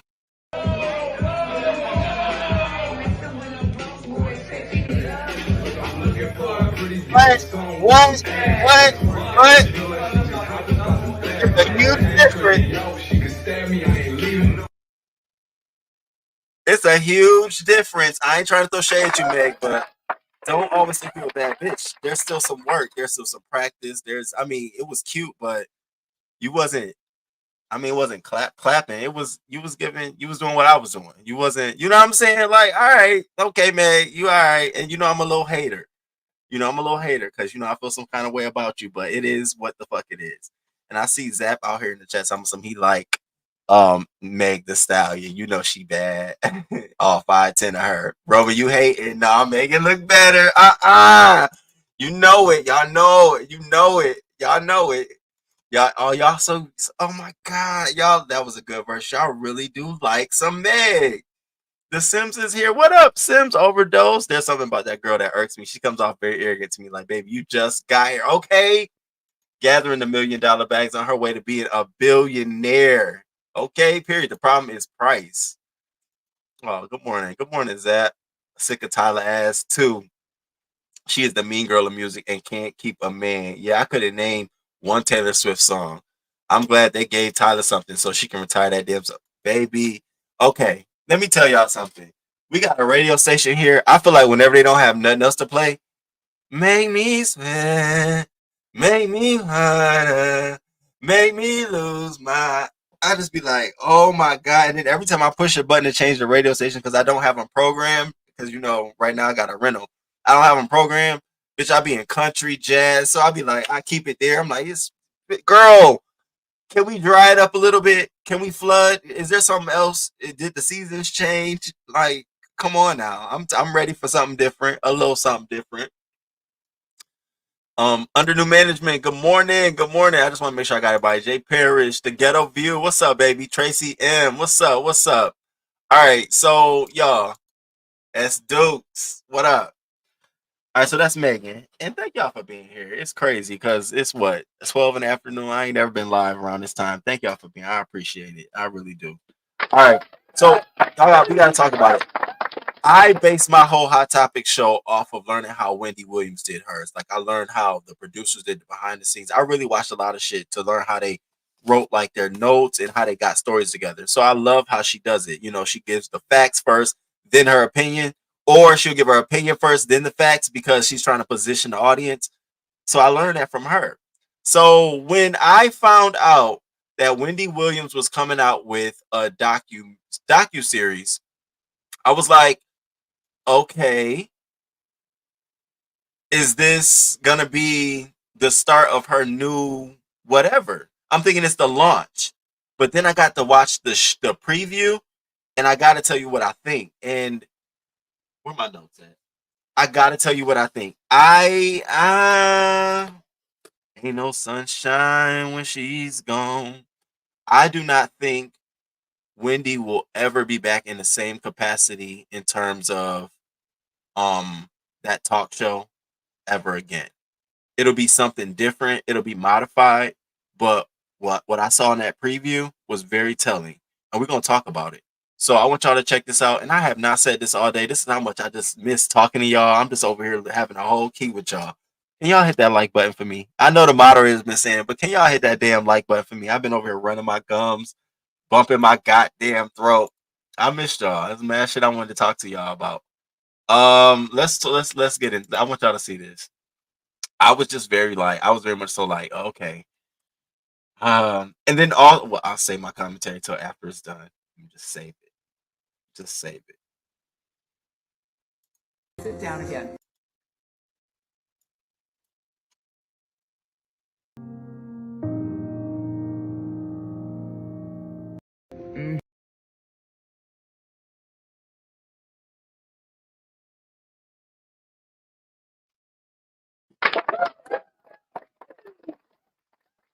And I tell you, that made me so sad for Wendy Williams. It made me so sad. And when I looked at that, I said, "Oh, my mentor, my distant mentor in gossip talk and culture talk and being creative and being funny and learning how to put it together. She has other issues and priorities that she has to get to that are so heavy that she cannot be that same person she was before. And she'll never be that same person she was before because she's gone through a lot since that last time she's been on the Wendy Williams show. I had to tell myself, Roman, you got to stop looking for that. You're looking for Wendy to come out here and say, how you doing? That's not where she's at right now. It's not. It would be inauthentic. It wouldn't be from a place of, oh, I'm free. No, there's a lot that has come from Wendy Williams. Her biggest trauma, I think, the biggest thing in watching that preview that got her the fucking most was the dissolution of her marriage publicly from someone she loved, and even sort of had an arrangement that keep that shit over there. Don't tell me, but I want my shit to be tight. I come out here and talk about these bitches every day. The only thing I have is my family, my son, you, just my mom, my family. Just as long as I keep all of this tight, I'm good. I can come out here and talk about every motherfucking body, even Beyonce. Once that tightness shattered and she realized she's alone, I don't have Kevin, even though he had his own thing. I don't have that no more. I don't have my son the way I want to because now my son has to be more of my provider. He has to step into a role where he's telling me. That's new. I don't have this show anymore. She even says that she doesn't feel love. She doesn't have any fans. And the guy was like, People love you. People, Wendy Williams, I love you. What the fuck you mean? Are you kidding me? I don't even know you, and I'll tell you I love you. Bitch, if I was in New York and you were like, I'm hungry, I need a meal, which card you want to use? Pick one. This one will get you a good meal. This one, we might have to go somewhere. This one, you going to have to stay under $20. But we're going to get a fucking meal. We love you, but it just lets you know how broken someone is and isolated. We ain't going to get that same Wendy back until all of that's fixed. And you think all of that's going to be fixed overnight or in such a time frame where we're going to get the best Wendy again? I had to tell myself, no. And I love me some Wendy Williams. I really, really do. I really do. I genuinely know that she go through some shit, and it's her industry. You know, you ain't nobody gonna do what she did and make friends with everybody. No, you're gonna talk about everybody. Yeah, the shit she did with Nene I thought was wrong, of course, but that's what she chose to do. I would never do that, but that's what she chose to do. So I felt bad for Wendy Williams, but there was a couple things that was telling about this documentary, and I want y'all to pay attention. A lot of those clips, a lot of things that we saw, very old, really old. The part where she was sitting on the couch and they had the alcohol bottle, we saw parts of that interview on Lifetime before, when this shit all went down, when she had that show, the biofilm of her, and then she came back under that with a sort of a docu-series. These are pieces that wasn't on the show, like the alcohol bottle. See, she couldn't show that at the time. Now that time is winning its course and she's kind of feeling different about herself, they're putting that out. Also, that whole table where she was sitting at the table by herself and the cameras were there, we talked about that because that was the same time that people were saying she was in a restaurant, delusion with all these people, like she had some big announcement. It was her podcast. Remember? And I had a show. I was like, oh, she got her podcast. She did a big announcement. Why she hanging with these young niggas, girl? Get you some old people to be around. So what I'm seeing is them pulling together clips from the last 3 years to lead us to where she is right now today. So I don't see this as us seeing her day to day get to a new show. I see it as her giving us here's how I got here. Here's where I'm at. I know Wendy fans, I'm trying, but y'all got to know, walk through the path with me. That's what I see in this. It's going to be a real tearjerker for some of us. It's going to be really devastating to watch. Like, wow, you really are out here bad like that. Her sister didn't even know where she was. Now, that was a year ago. I remember that being in the paper. And we're here, February 2024, talking about it. So a lot of this is building for something. Not sure what it is. So I wanted to let y'all know that. Also, Kevin Hunter Jr. told TV media a year ago when this was filmed and going to be out that he filmed a couple of scenes, but he did not approve of being on the show. So what we will see will be limited of him, but it would have to have been approved by Wendy Williams, because of course she's going to be executive producer. She got that deal with Lifetime. That's why that's probably her only check. But it will probably be limited. So I'm curious to see, what did Wendy put in that her son said, and what did she not put in because he didn't want it. I'm curious to see that. We saw little clips of it where he said that, my mom's not well. And I'm like, oh, so she's comfortable with, Wendy's in a different place, because she would never have wanted that, her son to even be talking about her like that. So, yeah, that's how I feel about Wendy. We're going to stay tuned. I know I'm going to be like, but again, I think it's good that it's a healthy dose of getting to see where somebody's landed. And then it also help us to ride with her as she try to come back up off that fucking train. I'll be right there with her, even though, she does get a little messy. I'll be right there with her. What do y'all think about Wendy? What up, Chef Don? What up? It's good to see you. And that's something Wendy did try to do. Keep him out of the spotlight. Oh, yeah. I was tearing up just watching, honestly. You have to be a shark to swim with sharks or you'll be eaten. But she with her family now, so I think she will good, and I'm keep praying for her. Oh, that's so sweet. Okay, let's get King Roman to 7K. Thank you. If she doesn't believe she is loved, no one can tell her that she is. It's so sad. That is so true. Whoever said Wendy is back, I want to fight. I'm done with you. Her son isn't strong enough or streetwise enough to handle business with sharks. Hey, Misunderstood. Good morning, boo. Thank you for coming through. It's good to see you too. And Happy New Year if I haven't told you that. I know it's February. Like, we done with that. He was literally, it was the baby, I think. He was literally building a new family in front of her face with their money. Exactly. That was so devastating for her in public. Caused her all kind of health shit. She has a lot of people that love her. Yes, she does. Yeah, that public divorce situation, it was very tough. Very tough. That's why I don't drink or use drugs. Okay, Zach. Here you go being good. Always on his goddamn goody two shoes. He don't drink. He don't do nothing. Oh, I can't wait to get to you. I can't wait to get to you. So is her money still locked up? Is she still got the guardianship? She still has a guardianship, and she's saying that she don't understand how she has a guardianship and she can't even pay her own bills. She doesn't know what's in her account. I'm like, that is crazy to me. It's crazy to me. It's crazy to me, but whatever. All right, for the sake of time, let's move on. So we got to catch up on this dude here. What Jussie fucking Smollett. He's back. We can't get rid of him, y'all. He is fucking back. You want to know why Jussie is back? Jussie is back because the first time he went to court, okay, about lying, faking racist homophobia attack, the court agreed to dismiss the charges if he attended community service and paid a fine. He did that. Well, then the city filed new charges saying you expense of our time, all of this stuff, and he was convicted.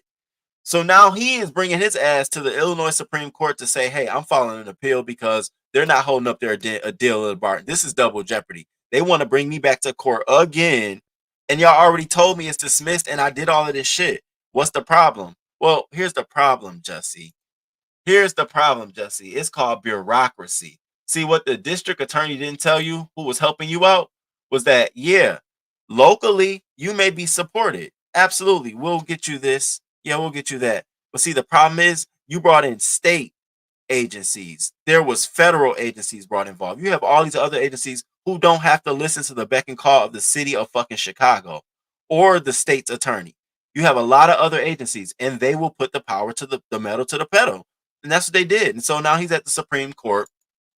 He's saying that he got double jeopardy, telling them he should not be prosecuted twice for the same offense. He explained his first legal case for the 2019 hate crime hoax was dismissed by prosecutors after he accepted the terms of their deal, which was to volunteer service in the community and an agreement to forfeit his bond to the city of Chicago. The state's motion regarded the indictment. And he thought it was all good. Well, no, nigga, no, it ain't all good. So he's now waiting on an appeal.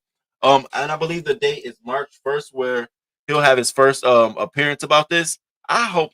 Now, you know, I know it's Black History Month and we want everybody to be well. Unfortunately, Jussie, I want you to reap the consequences of your behavior. And I don't know if it was enough or if you still haven't learned. But your behavior, your outwardness to get this dismissed so you can move on and do what? It's just a little too, you're feeling yourself. So it's like less is more. And I get everybody gonna file an appeal. Of course, you'd be stupid not to, but yeah, I'm indifferent. If something happened to you, then I'm just gonna be like, wow. If something doesn't happen to you, I'm gonna say, well, let's get your show back on the road. Otherwise, I don't. Jussie, go on now. You already made us look like we slow. All right. So now let's move on. Let's move on to some quickies. Some quickies. And thank y'all for rolling with me still through the show this morning. Okay, an hour and a half in. Okay, y'all, please hit that like button for me, dough. Okay, so these two cookies I want to get to. I don't know if y'all heard about Mr. Keith Lee and the situation that went down with Keith Lee and Sweetly Seasoned, the food truck. Very, very, very interesting. Very interesting. So Keith Lee was visiting Texas and Dallas, I believe. And you know, he goes to these local areas and he supports businesses. He does a review and they end up with a lot of people in their line. So this food truck apparently must have known he was coming. They got ready, got, shirts made. They called a stylist up to get the mama hair and a barber to come cut hair on site. I'm like, really? So I got a food business. I'm going to call a barber up to come cut my hair on site because that is what? Like, I don't know what the hell. Whatever. So Keith Lee comes. He comes, he sees the haircut shit going on, and he gets some food and gifts her $4,000. $1,000 to her, $1,000 for the barber, and I think $1,000 for the something else. But he gives her 4,000 and tells her to split it however you want to, use whatever platform, but I'm giving you 1,000 for the barber. Well, she comes out here and says, I ain't giving that money. I'm not giving him no damn $1,000. I'm gonna give my son 1,000 who called him, and my son can do whatever he want to it, but that ain't on me. I said, no, ain't this some shit? Ain't this some shit? So she doesn't want to pay this man. Now, I want y'all to hear Keith Lee. He came out here and he responded to all of this because, of course, the stylist and the barber sent him a message like, hey, we ain't getting under that money. She kept it all to herself. They went social with it about a couple of days ago. They went real social with it because they were mad. They were mad about the whole entire situation. So they went social. So check out what Keith Lee said. And by the way, ciao, crew. Mm-hmm. Uh-huh. Mm-hmm. Mm-hmm. Mm-hmm. Ciao. That Keith Lee. We just gotta have a moment real quick. Okay, we just gotta be real with each other. Cause I have to be real with y'all. Keith Lee is fine as fuck, y'all. I'll be watching his little full views. I'll be like, I don't know if it's the intelligent talk with about the food and shit. I'll be like, okay, nigga, all right. Where you at? What y'all want to eat? I know he married. I know all that shit. Okay, he can still be fine. I know. And then don't help. This nigga be doing TikTok in sweats, dancing. And I'm just gonna say that. I'm just gonna leave it there. Baby. I just be like, this is Lord Jesus. That's right. And then his brother, the wrestler, it's just genes all in the family. I'm just like, go ahead, sir. Go ahead. So let's get into what Keith Lee said. Joe smart looking ass. This is not much to talk about, but there are a few conflated and confused things that's going around about the situation. So Talk about that. 3 days ago, me and my family went to Sweetly Seasoned Food Truck. Number one, nobody had any idea we was coming. They found out we was in Dallas like everybody else found out we was in Dallas because we was posting videos in Dallas. So in hopes of us coming, they had t-shirts made and they was on live all day. So me and my family wasn't in cahoots with none of this. We was all under the impression that they were a team and this was a normal routine for them. The barber being there, the braider being there, family being there, a lot of people being there. This is our first time here. We are customers. We have no idea what's going on behind the scenes. Number two, I was never under the impression that haircuts was free. Again, my family was watching the lives. We knew that he was cutting hair for $40. So when we walked up and I said I want to get his $1,000 to the barber to do free haircuts and $1,000 to the braider to braid hair, it was because in the original video, the son said it was slow due to marketing. That's marketing. God willingly, after we post the video, there will be a line out the door. If there's a line out the door and there's a barber and a braider doing hair while people are waiting, that's marketing. So again, it's in the hood. You play some music, you cutting hair, you braiding hair, y'all all sitting out, y'all having fun. It's a parking lot barbecue. So again, we don't know the behind the scenes if they knew each other, if they didn't know each other. And the reason why I didn't pay everybody individually, the interaction that you see looked longer than what it was. It was really only like a 5-minute interaction. Within that 5 minutes, 30 to 40 people pulled up. They was pulling up in droves. That parking lot was getting deep fast. And for me and my family's safety in general, I don't never carry cash around. And 9 times out of 10, if we tip, we always do it through the POS system. And even if we wanted to do it a different way, Zelle and Apple Pay wasn't an option because it was 4 or 5 people at the same time on live. So for safety reasons, they wouldn't be able to say their phone numbers or their personal information out loud. And as far as them taking my phone and putting their number in on Zelle themselves, I wouldn't hand my personal phone to nobody. So the POS system was the option that made the most sense. I've learned through this journey that sometimes it's deeper than the food, it's deeper than the marketing, it's deeper than the customer service. And this is one of those cases in my opinion. Sweetly Seasoned got a lot to figure out, and I thank God in advance that they do figure it out. The last thing I'm going to touch on is the son is misconstruing something that I said, and I don't appreciate it. After I said out loud in detail what we deemed the money to be used towards, I also said y'all can divvy it out how y'all feel necessary, meaning after the money hits, because it's a POS system, it don't hit the same day. Y'all can send it out through Apple Pay, through Zelle, through Cash App, through check, through cash, however y'all feel necessary to spread it amongst the team. I thought and I still think that that's a very clear statement, but it's being misconstrued, in my opinion, intentionally misconstrued, that I said and the mom and the son can say who get the money and who don't get the money.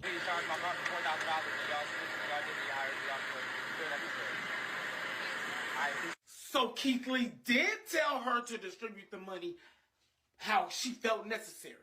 I never said that. Regardless of what was going on behind the scenes, I felt on my heart to do what we did. So for the mom to go on the back end and disregard where my heart was at and what I felt like God was telling me to do in that moment and distribute the money how she felt necessary is 100% wrong in my opinion. I see the memes and I see the jokes, but I am not in the business of shutting businesses down. Her actions did not sit right with y'all and her customer base.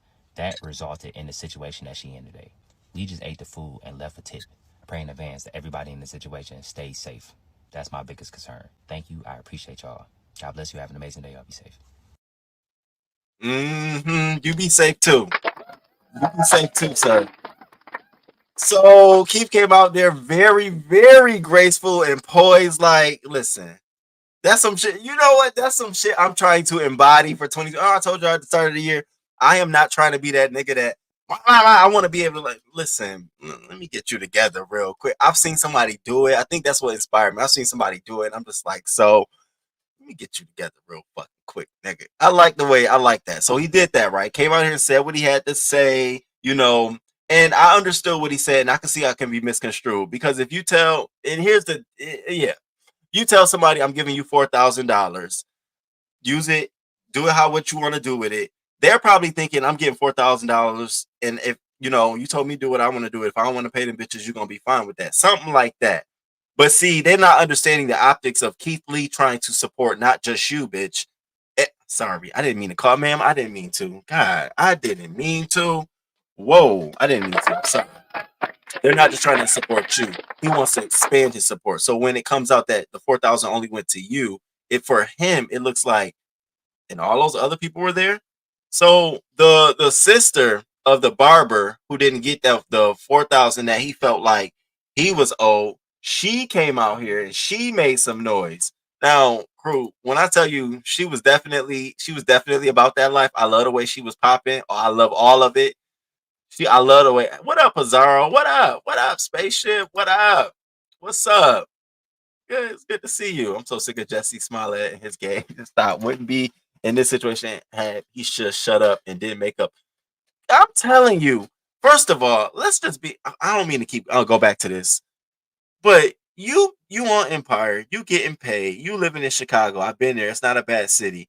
You riding around with these two thick ass niggas smoking weed in the car, living your best life, probably blowing them both back to back, getting blown and blowing them back, living your best life, and you fuck that all up because you're pressed because the Empire won't give you more money. So you want to fake an attack for empathy. Who the fuck thinks of this shit? That would be so far from my mind and thinking about getting more money. Like, what about another agent? Why don't you work on another manager? Have you other movie roles? Because see, that kind of stuff helps you ask for more money.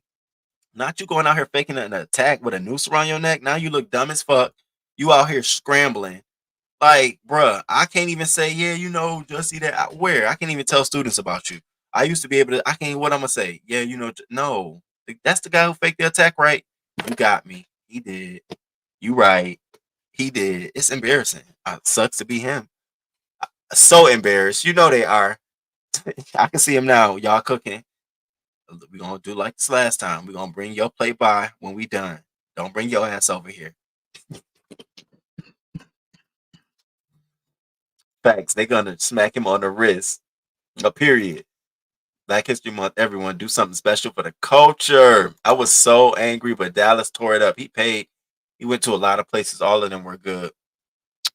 Pazah. She was so raggedy for keeping all that money. That's why people don't want to donate. I'm telling you now. I missed you too, Pazah. I was shouting you out on my live the other day, saying I need to come. I was gonna hit your link and just come up there and kick it with you.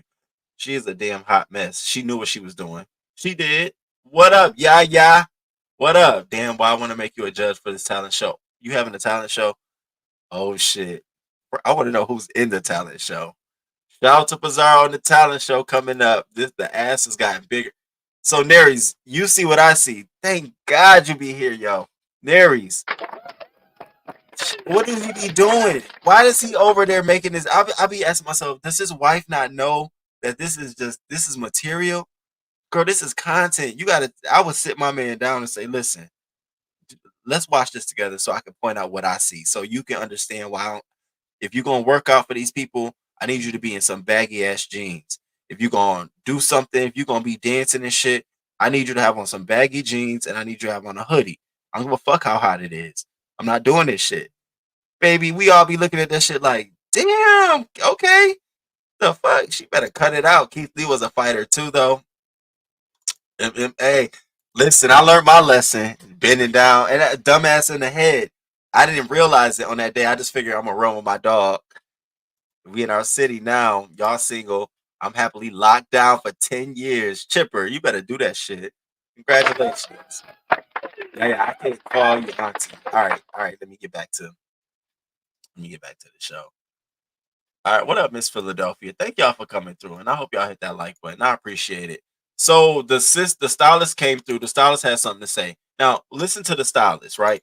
The hairstylist comes out, basically, that motherfucking just on her, G shit. But notice how she's giving it up. Real. I didn't invite your brother to come out there and cut hair. I didn't invite you. So she's talking about the conversation she had with the mother, the lady who owns this food truck. They got a cold. And getting into what she's saying. Let me catch my breath. She called me and she was just like, well, I didn't invite your brother to come out there and cut hair. I didn't invite you. My son invited you. So what I'm going to do is I'm going to give $1,000 to my son and he'll give y'all whatever it is he see fit out of there. Hold on, ma'am. Hold on. Now, I did you a solid by saying I get money. When I opened my eyes this morning, I had a deposit for $1,500. You get what I'm saying? And I made money since. So I told you to keep my money, but I was more so pressed about the issue of my brother.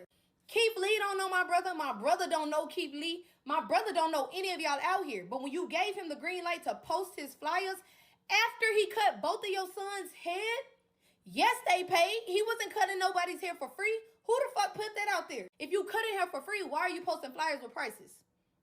You get what I'm saying? There's a girl on Facebook, hold on, whom I'm assuming is her oldest son's wife, fiance, whoever she is. This is all lies, just like the free cuts were, because people had to pay. Of course they had to pay. The two people here that he cut was both of the owner's sons. So why the fuck would he be giving the owner's sons, whose mom is getting visited by Keith Lee, free cuts? Of course he had to pay. Then I later found out my friend had said he assumed that he was giving free cuts. No, he pulled up to the area because he saw it as an opportunity because we couldn't make it to Jonathan's shop to meet him in time. No one. Y'all didn't hear it on my face. Y'all didn't see it on my platform. Y'all didn't hear it on my brother's mouth say, I'm giving free cuts, pull up to the spot. Do you know how many people would have pulled up? Keith Lee probably was under the assumption, hell yeah, he didn't even say it. Let's be honest. Keith Lee didn't even say, oh, I'm giving you $1,000 because. He said, I'm giving you $1,000 so you can go and get free haircuts. But bitch, we couldn't even make it out there to get free haircuts because you tripping over $2,000. Now the principle of the matter is, because I know several of y'all out there thinking like, bro, it's just $1,000, bro. Like, don't you got more money than that? Don't TikTok pay you? TikTok pays me well. YouTube pays me well.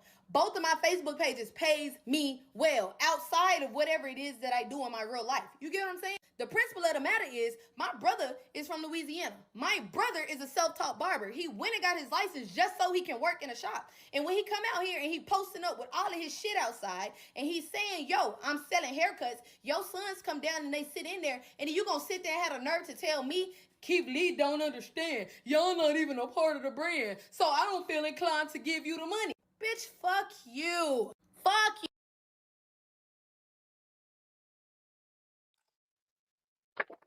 I only got one thing to say. Listen, this is how I feel, right?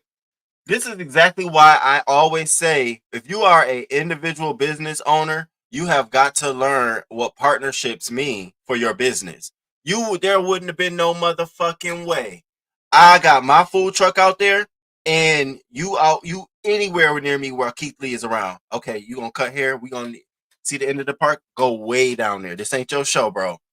I get, but you gotta see. She wasn't thinking business wise. She was thinking, this gonna look good. I got a food truck. They getting free haircuts. What the fuck you trying to do?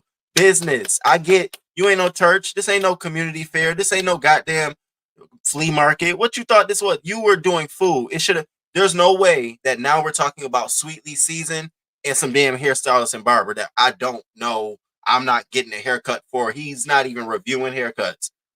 That's your fault, man. That's your motherfucking fault. Ain't nobody else that he's ever did this with had a situation with a hairstylist combined with they shit. Are you kidding me? Are you for real? I thought I'm sitting there thinking like, wait, you got a barber out there to cut hair? What kind of? And I had to think that's some ghetto ass on beating on my chest shit. And they got pictures of him sitting in the barber chair out there getting his cut while everybody out there because I guess the son want to look like I'm the big man in town. You know, I got Keith Lee out here on my mom truck. I'm getting my hair cut. And now look at where y'all at now. People now boycotting your food truck because y'all didn't pay this lady they money.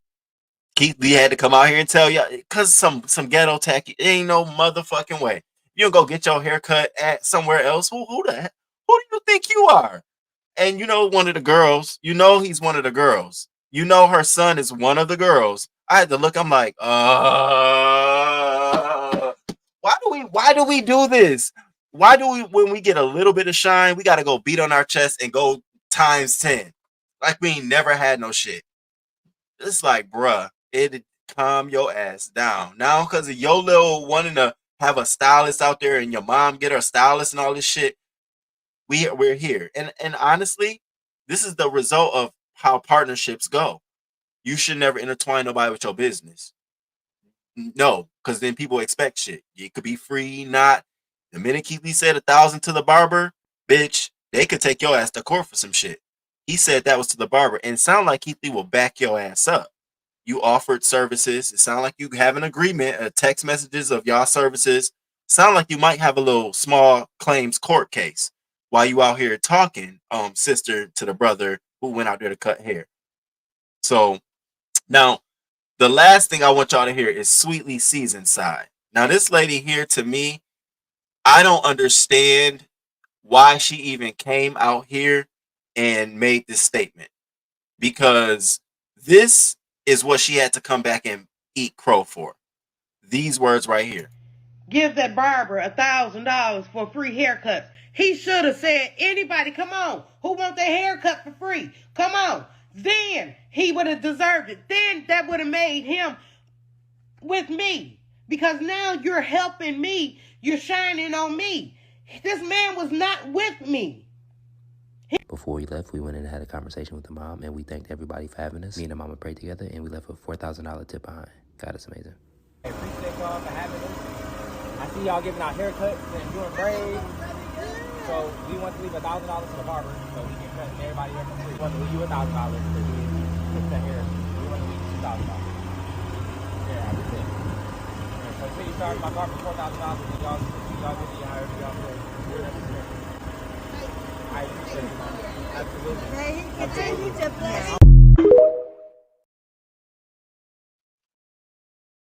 This lady just lied. She just lied. So now she had to come out here, y'all, embarrassing as it is, and release a statement. Here she go on her Instagram. Sweetly Seasoned would like to apologize. We thought and believed we were right, but unfortunately we were wrong. This has been a huge miscommunication on our part, and all funds are being released. Womp, womp, womp. A little too late. And I guess I'm the real world, so I'm going to be hard on you like this, but you know, the genuinely being soft person, next time, ma'am, when you got an opportunity to do something, get some shine on your business, get shine on your business. Okay? You need to tell your kids and whomever around you wanting to bring people up, and no, nigga, get your own fucking day to have barbershop free haircut day. I'd have cursed my son ass the fuck out. That's the nigga who shouldn't be getting no $1,000. You want to talk about paying somebody, you need to check your son. This ain't business. This ain't no ghetto mart. What the fuck? You got barbershop. What you trying to sell hair? What kind of shit? No, food truck. That's all you are. Now you're going to have to change your fucking name or do something to shore up your business and keep your son away, because he's doing more damage by out here talking. He's still making TikTok videos trying to plead his case. He didn't say that. All right, he didn't say that. If he said that, I'm like, look at you in these hands and that neck. Girl, you bad for business, bitch.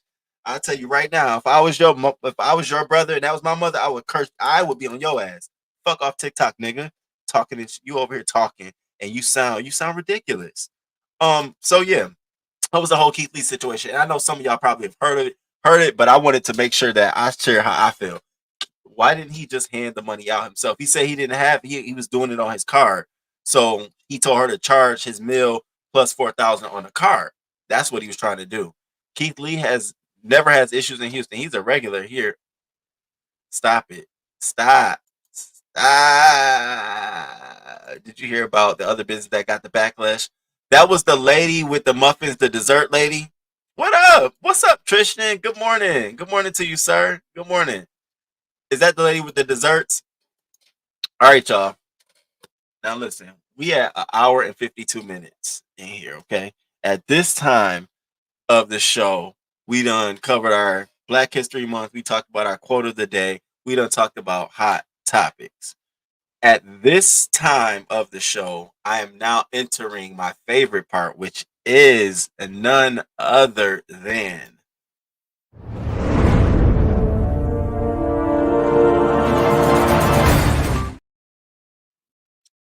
Hey. So I'm not going nowhere.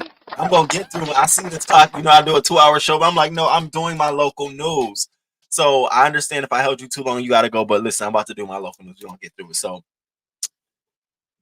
Keith Lee, keep doing your thing. And you businesses that got Keith Lee coming, you better watch yourself in these partnerships. But that'd be the first thing on my checklist. So who you inviting? Tell that hoe to sit over there. I don't want her in no pictures. How many shirts you making? It's only 3 of us. Why you making 6? Ain't now other bitch gonna have a shirt on, but us 3. I will learn I know it's ruthless. I am a businessman by nature, but it's the truth. It's the God honest truth. No, you gonna fuck up my dollar bill. All right, y'all. So we got to talk about local news, baby.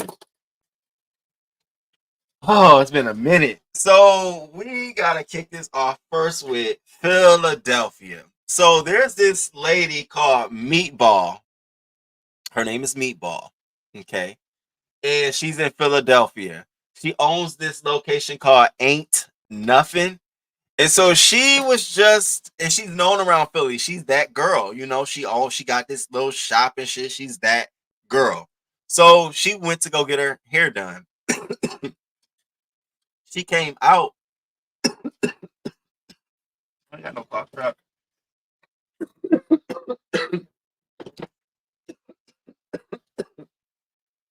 Shit. Cornell. Can you bring me some cough drops? It should be some on a dresser or yeah. Woo. Definitely, I'm trying to get better. So she owns this location called Ain't Nothing. So she went to go get her hair done. Now, she on her Instagram, because she's big on Instagram and shit, filming her. And her friends all walking out the shop. And this woman attacks her. I mean, beats her ass, like gives her the fucking business. What got me the most was that all her friends were around, all her fucking friends, male and women, just watching her get her ass beat. That was what got me the most. You're famous, you're a local celebrity, you got your own shop, you probably funding all these bitches around you, and some random bitch who's a crackhead, by the way. We're talking about a Cookie Tookie. No, Roman, don't do that. Rest in peace, Cookie Tookie. Bitch, we're talking about, tease. Just randomly just beat your ass. Can you imagine you coming out the barbershop, walking down the street, you fresh, and all of a sudden some crackhead just come by and just slap the shit out of you and just start beating your ass in front of all your friends and snatch your hair back, bitch? No way. No, ma'am. First of all, I'm telling you, when I'm done getting this motherfucking nigga up off of me, I'm yanking all my friends up. This is a warning shot. Bitch, don't you ever in your fucking life. You got to watch me get my ass beat. That's not the relationship I want with you. That's not how I want my friendships to be. Not me. So, check this out. Maybe this was some shit. This was funny. Oh, shit.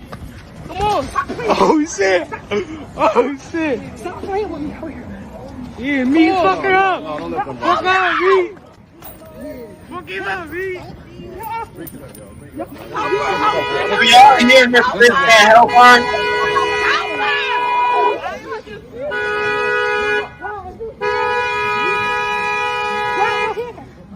If you got the friends, just come in.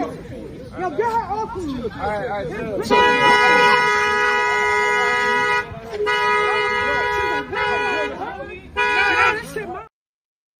All y'all, I'd have been like, get the fuck off. Fuck all y'all, bitch. Get off of me. Give me my shit. All you bitches walking. Fuck all you hoes.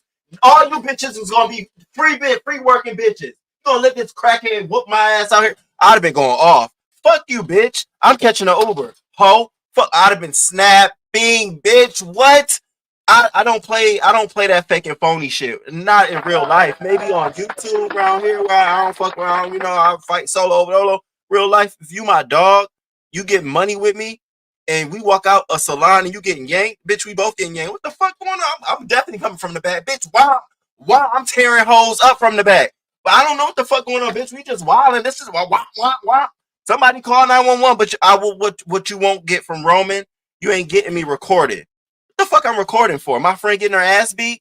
I'm telling you now because see, I watched that footage, and every last one of you bitches, you gonna have flat tires. You gonna have loose edges. Fucking with me every time you go somewhere. You ain't gonna be able to go out to a club and get nice treatment. Oh, that's that dirty hoe? Give her a dirty cup. I don't fuck with that bitch. Let her in here. She wants something to drink, half water, half spit. I don't fuck with that bitch. You wouldn't be able to walk around. If I'm the local celebrity bitch and you eating off of my tail, I don't get it. It kind of got up under my skin. I'm like, all right, Meatball. But Meatball ended up taking all of those groups of friends to go and get into that ass. So here's Meatball retaliating. Now remember, I said at the beginning of the show, retaliation. The best form of retaliation is simply walking away, ignoring a bitch. Well, she didn't want to do that. And I'm sitting here thinking like, so you mean to tell me, while in the moment you got your ass beat, when you had the fairground, you had all people there. So you got your ass beat and just walked away. And then later on got the group of friends to go back. Well, where's the sense? Where's the logic? What are we doing? It would have been easier for them to help you, and then we would never had the situation. Yeah, hold on, y'all.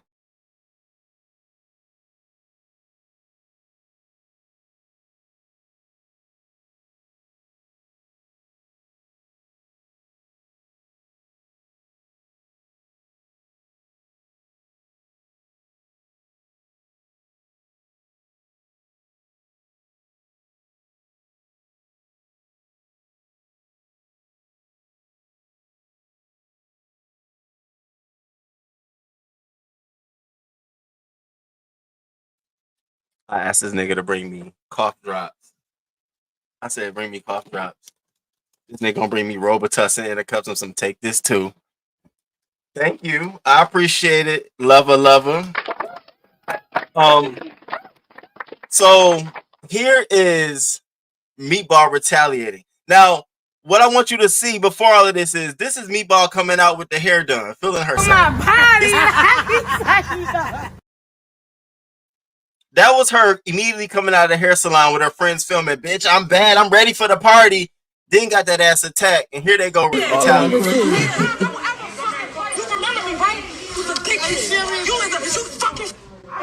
Don't ever play with me, bro. They can make a motherfucker. Don't ever play with me, bro. Like, don't ever play with me, bro. Like, bro, don't ever play with me, bro. Meatball should have happened on the site, baby. Next time somebody gets you like that, I think you should handle it right then and there. I think going afterwards is just like, what? Like, so this means you hard, you tough. I still felt like that the crackhead got a win, got your ass right out the shop. You could have definitely saved the loss by having your friends some support. So I hope as much as you got on her, you got on your friends. Next time, niggas, I don't know how y'all was thinking, if y'all was high, but that was an attack. You bitches should have been on the right one. You hoes was high and lost. Do we need to have practice sessions around here? Some shit. Like what? So shout out to her. Now let's move into some more serious things in local news. So we have this guy. His name is Casey Goodson. I don't know if you all have heard of Casey Goodson, but Casey Goodson Jr. is a black man who was living in Ohio. Okay, very sad story.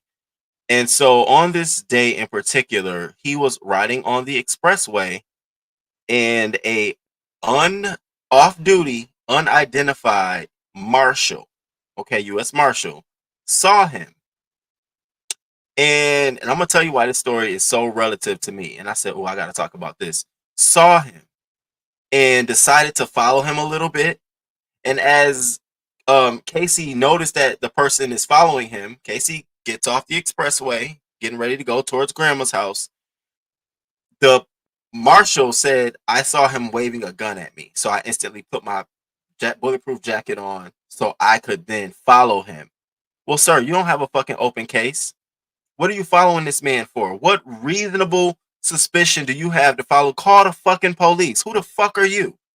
I didn't read nothing where I saw it was okay for a U.S. Marshal off fucking duty who has no case tied to Jerome Jackson could be out here fucking following me and just gonna pull for what? Who the fuck are you? I will call the police on you, sir. Are you fucking playing? I think you're lying. It's going too far. And see, I feel this way because I own my right. Like, I own my right because I read and I understand and I talk to people. And I want us all to feel this way. Own your fucking right. Nobody, if you ain't got no reasonable suspicion, ain't nobody be pulling you over for random shit. Are you kidding me?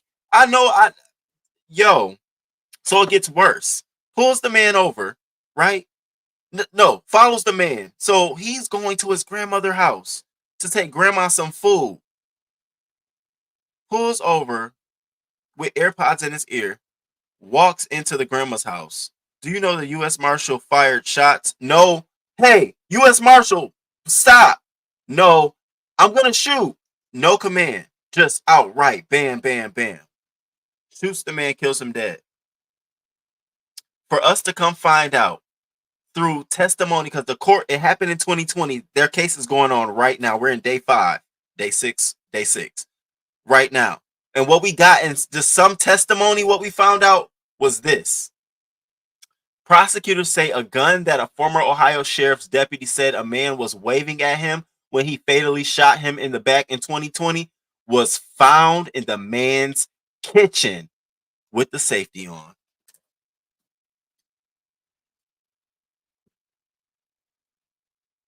This man is practically not alive for no fucking reason at all.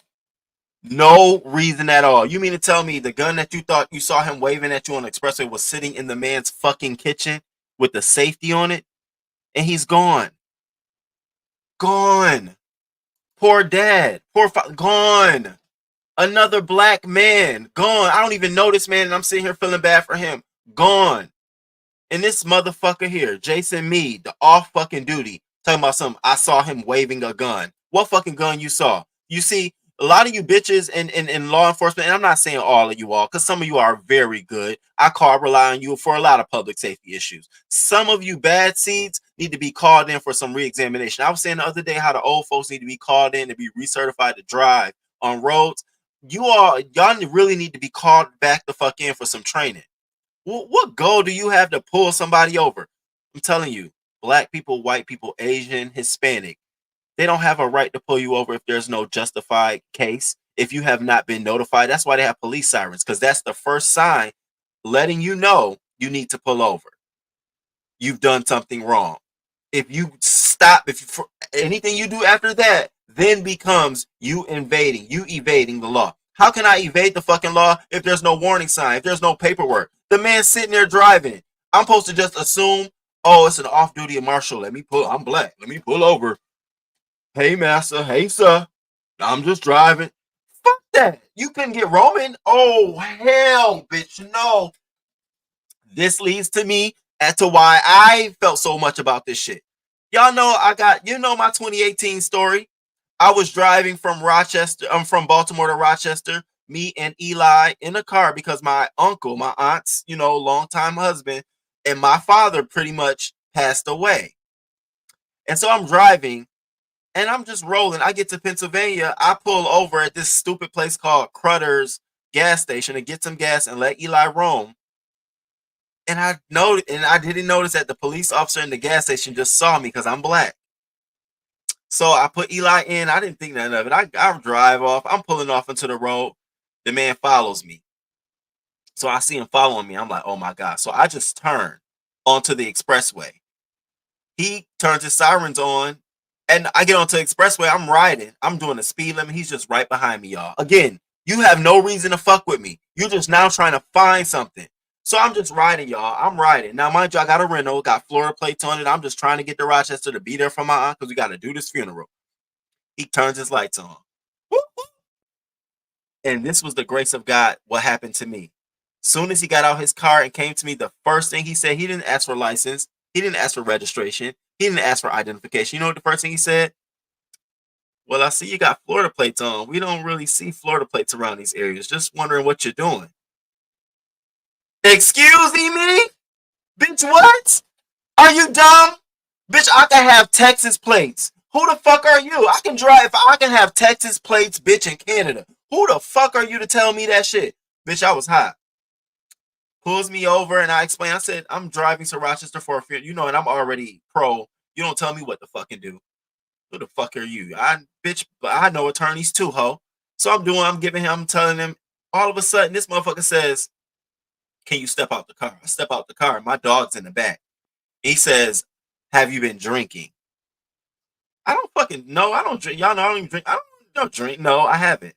Would you take a breathalyzer? No, I don't have to. He said, well, I'm going to call other police officers. I said, are you kidding me? So at this point, I'm standing outside like 12 cars lined up along the expressway. They got my trunk open, everything open, looking for weed, looking for alcohol. I ain't got shit, y'all. Nothing. I'm not traveling with no blunts in my car through no damn Pennsylvania. I ain't got no fucking alcohol. What? I got open alcohol. I ain't have nothing, y'all. So I did the breathalyzer, nothing. These motherfuckers talking about something. You didn't pass the test. Though, because they asked me to walk. You didn't pass. We have a reason to believe that you are under the influence. We're gonna take you in. Bitch, I was like, are you kidding me? And my dog, I'm sitting here like, oh my God. At the time I had a boyfriend, I called him. He came and got my dog. This is my first time ever being arrested. I'm like, what? I get in the back of the car. Now, mind you, driving from where I was to York, it was like 30 fucking minutes. I'm in the back. I'm just, they didn't arrest. They locked me up like this and my feet. I go in the damn building like this. I'm thinking this shit normal. I'm seeing other people come in, specifically white, hands free, all kind of shit. And so I said, can you take my hands? Go, no, we can't. Then puts me in a cell. And I had to stay there all the way until 8 a.m. the next day when court opened. Mind you, that was 11 at night the day before. I'm just sitting there. I'm sitting there thinking like, oh my God, this shit really be happening. I'm losing my mind. I'm like, I know my aunt called me. I know everybody calling me. I get out of that bitch. I call my aunt. That's all I needed to do. I hope you got somebody in your life like that. Because she put the pedal to the metal. But she called the best attorney in Pennsylvania, got down there immediately, and got to motherfucking work. And I was out. Bitch, how about 3 weeks later, they talking about because we wanted to get the body cam footage because we wanted to. That's the first thing he said, well, let's get body cam footage. Let's see what he says. They wanted to hide the fact that he started the whole reason, his whole basis for pulling me over was because they never saw Florida plates. Bitch, once we finally got it, they gonna send us a notice. We're dismissing this, and we'll expunge your record. What you expunging if you're dismissing? And I told y'all we settled with them 2020. Oh yes, baby. That was the worst time in my fucking life. So when I saw this, I said, oh, here we go again. You put somebody thinking they got some fucking power, pulling somebody over for no reason. And we find out all of these different things. There was no fucking gun. How dare you? How dare you? Who do you think you are? And you know what he gives me? And I'm not, this could be anybody. He gives me somebody who feels like you can't evade what they say. What I say goes. It doesn't matter. If I feel like it, I believe it. I don't need evidence. You look like a criminal. What are you doing? You waving a gun at me? Where are you going? Had nerve enough to say this, y'all. This is what got me. Had nerve enough to say he gave no command because he reasonably did not expect that Goodson will live in a neighborhood like that. This is what we get in that testimony now. The reason he felt like he didn't have to give a command because he had already thought that you're coming into a neighborhood that's not even yours. You're about to rob someone. The man was going to his fucking grandmother's house to take her some fucking sandwiches, but he's dead because of that. Yeah. Rest in peace, Casey. Rest in peace, sir. It should not have went down like this, sir. It shouldn't have. Rest in peace, sir. and your babies. Another black man gone.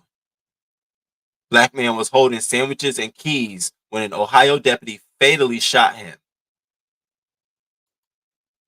So we're here. Woo! It really did piss me the fuck off.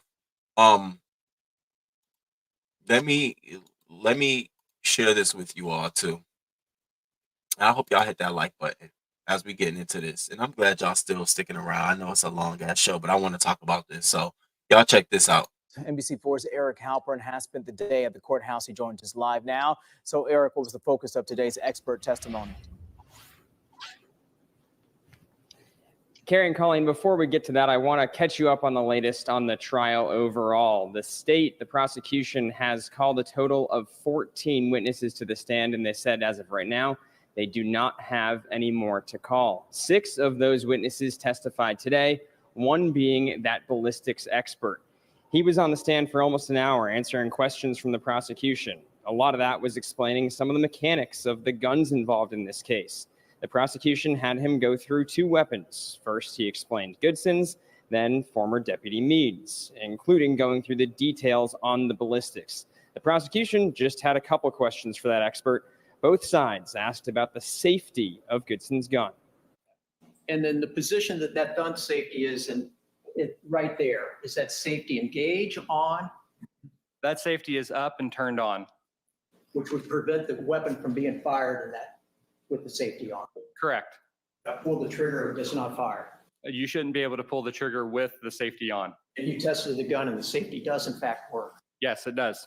You said that there were 2 safeties, correct? Correct. Now, at 20 feet away, Mr. Worley, if a gun was pointed at you, you wouldn't be able to see either one of those safeties. Is that correct? I personally would not be able to.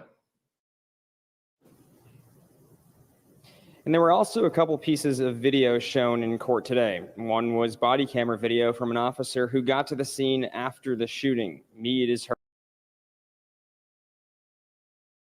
I can't do the bullshit. I just can't do the bullshit. All of that sounds like nothing but bullshit to me. Bullshit. If somebody's pointing a gun at you, can you reasonably tell if the safety's on? All this bullshit. It just sounds like pure bullshit that they're trying to trump up to save this police officer. So we have to sit through this trial, hear all of this shit, and hoping that this man does not get off on 2 counts of murder and 1 count of reckless homicide. Absolutely reckless homicide. What do you put on his obituary? I always say, what do you write on their obituary? This is reckless. Accidentally shot by. This is reckless ass fucking behavior, and we got to deal with it again. So that came from Ohio. Our next story come to us out of Lakeland, Florida, and I just don't understand. I really don't be understanding what be going on in Florida. I don't be understanding. I just know that it's just crazy. So we got this man here. This old man, and that's his daughter. The man is on dialysis, really old, aging. So him and his daughter are at a laundromat, washing clothes. He tells his daughter, I've been sitting down so long, baby, I got to get some food. I got to eat something. So I'm going to go over to Save-A-Lot, which is next door, and I'm going to go get me some bananas. So he goes to Save-A-Lot to get 4 bananas. As he's in the store, realizing I really need to eat, he starts eating 1 banana. So the store clerk starts following him around, saying, are you stealing that banana? He gets up to the register to pay for the bananas. The lady says, I'll charge you for 3, but I'm not charging you for that other one. Excuse me, man? So he walks out the store with all 4 bananas because he's eating one. He ate 1 of them. And the lady starts cursing at him out the store. Like, they even erased his name and shit. She was white. So the daughter comes out, go in her car and get a fucking bat. She gets a bat. Like I'm ready to, like, what's really good. So she gets a bat and she tries to almost about to swing on the lady because the lady was getting ready to swing on her father, which she did not like at all. Do you know she called the police on him? The police showed up. Not only did they show up with 8 troopers, motherfucking squad. They all got guns on them. Get down, get down. The daughter's sitting in the car. The man is outside the car. They done got this man down so far to the ground. They done injured the man's kidneys. He is now on dialysis. Do you hear me? Joseph Lee, 55 years old, who was only at first dealing with diabetic issues, is now dealing with a failing kidney. The fuck is going on with people? So we're here. Police send black man to the hospital over a piece of damn fruit. A woman says her father was violently attacked by police after being accused of shoplifting. Are you fucking kidding me? Lakeland, Florida. Talk about excessive behavior. Meanwhile, they're going to charge the daughter with aggravated assault with a deadly weapon and battery on a law enforcement officer despite her claim she never hit anyone. She is also seeking the surveillance camera footage from the grocery store and body camera footage to plead her case. How much you want to bet? I'm going to tell you how this is going to go, right? Because throughout this whole story, I never heard any reporter say that because they ain't got no video clip or I'd have showed y'all. Nobody say that she swung the bat and hit the lady. Just that she got the bat out and like, you better back up. And I never heard that she was sitting in the car and got out the car to hit a police officer. This sounds Trump the fuck up because they were in the wrong. And I bet you they don't get no body cam footage. I bet you there's no store cam footage of that aisle. I bet you for some reason we'll be talking about this for another at least 2 to 3 months before anything can happen.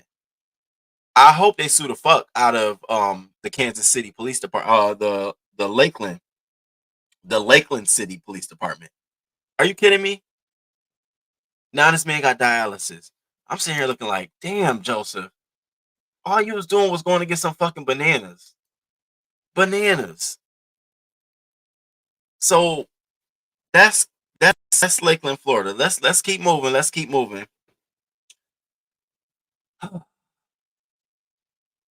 Let's get to this next story. Because see, people just they take what they got in their life for granted. And I hope y'all hit the like button.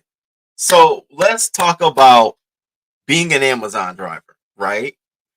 So being an Amazon driver, you have the privilege of going around people's homes and seeing things and being inspired by them. And if the homeowner's there, oh, I love that. I love that. But it's expected that you're not going to take that or touch that. Well, we have an Amazon driver who showed up to drop a package off to this woman's house, saw her dog, and I just said, I'll be damned. Saw her dog, lured the dog into the truck, was about to close the truck door and drive off. The lady in her house looking on her camera out the front door like, I know this motherfucker ain't. Excuse me? Ain't that some shit? Bitch, you got my dog. What the fuck is going on here? Now, I get she's a woman, he's a man, so she probably took a different approach. Couldn't been me. Bitch, I'd have been out there with all kind of machete knives and shit. Bitch, what's going on? What's up? Where's my Eli? What the fuck you got going on in here? What? We got a clip. Y'all gotta see the way the dog comes off the dog comes off the Amazon truck like the dog did something wrong. Like, damn, I was just going in there. He asked me to come. So the man lost his fucking job. Lost his job over. And I said, now how you gonna explain this to somebody? So what happened to you? How you lose your job? Man, I was trying to get a dog. Excuse me, sir? Lost his fucking job. So say what now? Amazon driver fired after allegedly attempting to steal a woman's dog. Y'all check this shit out.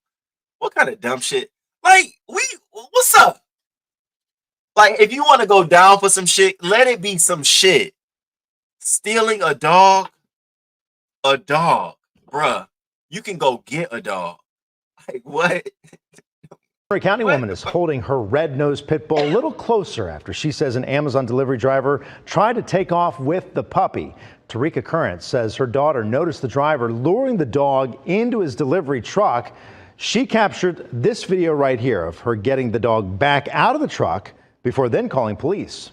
He literally told me that the dog was pretty, that he would love to have a puppy, but I wasn't thinking he was going to take my puppy. I really have a hard time with my daughter. She's in fear that every time a delivery driver comes, they're potentially going to take the puppy. In a statement, Amazon said the driver has since been fired. They are also working with police. No word yet on any arrests. Not the daughter in fear that every time an Amazon truck pull up, they're gonna take the dog. You see what I'm saying? Bruh, what are you doing? So this man has lost his motherfucking job. That's coming to us out of, what is that, Florida? Another Florida story?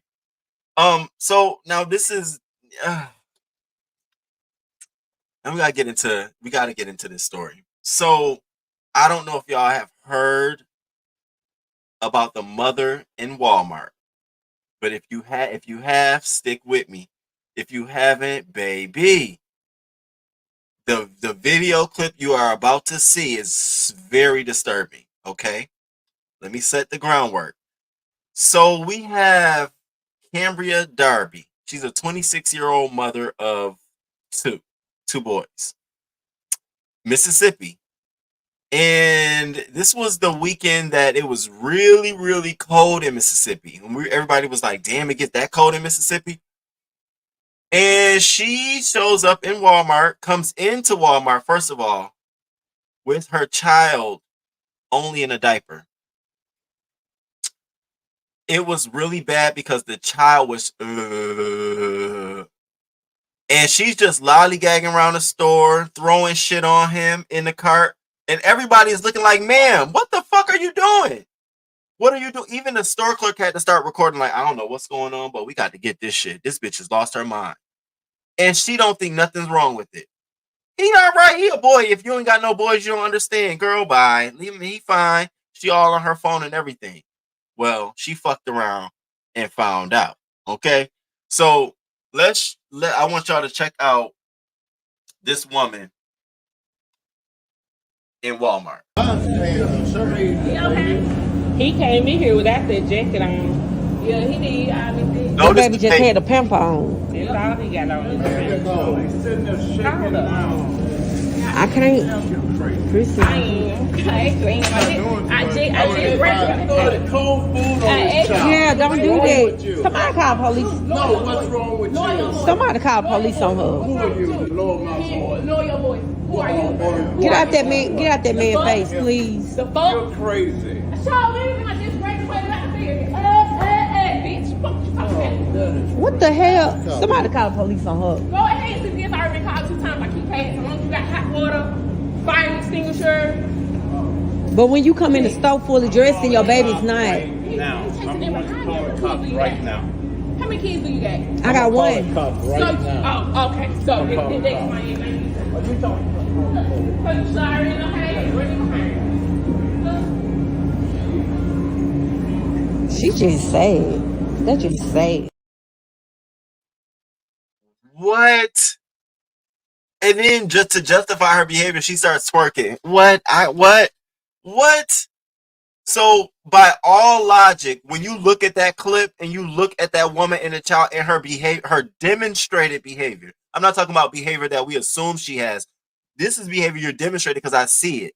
You think this bitch is crazy. You think that there's no stable household. You think she's off her rocker. Your heart scared for the other kids. So they call the police. The police shows up.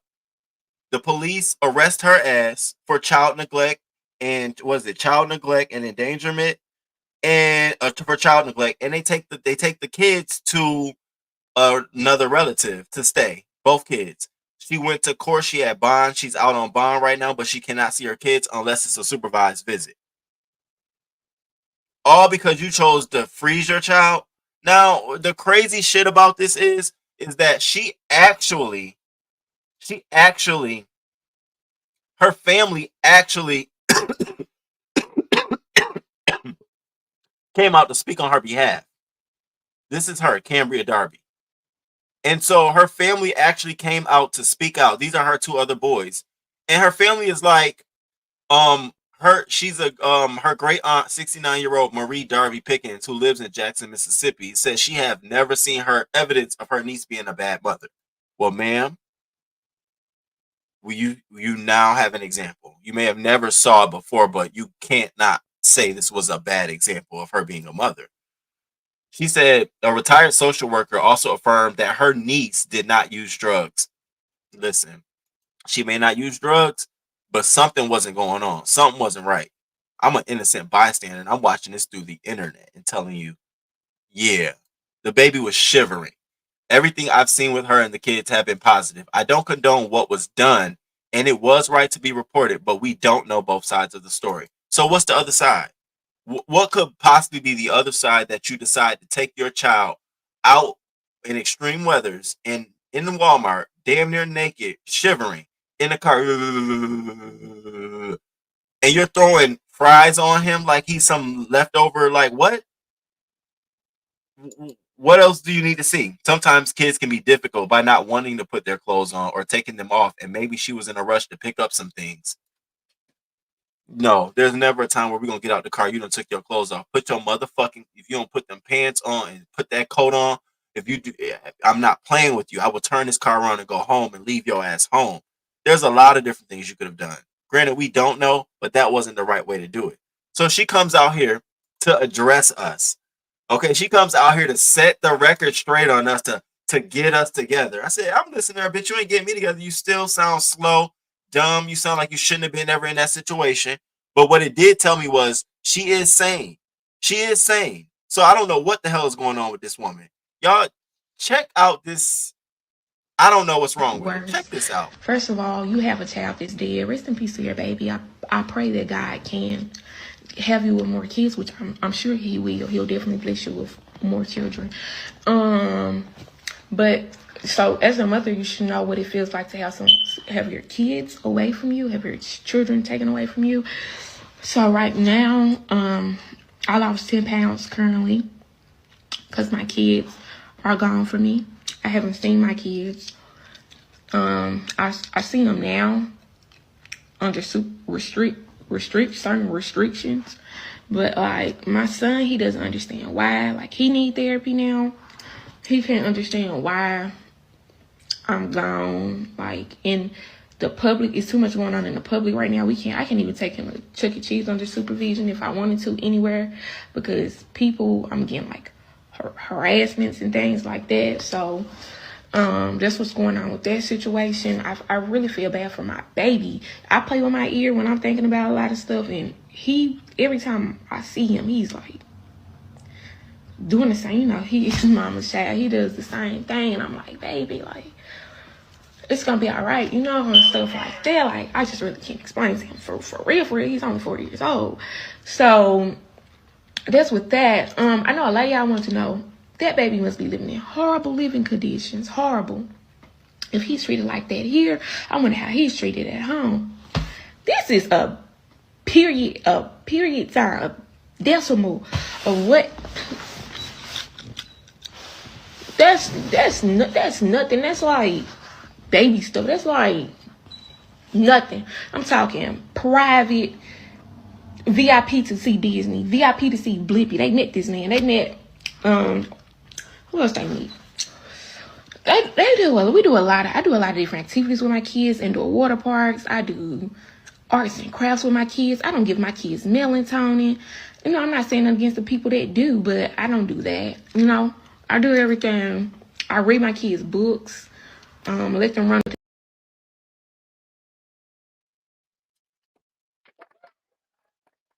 He has enough sense to know that that child shouldn't have been outside dressed like that. That's all I'm saying. Now, she something ain't right, y'all. I agree with y'all.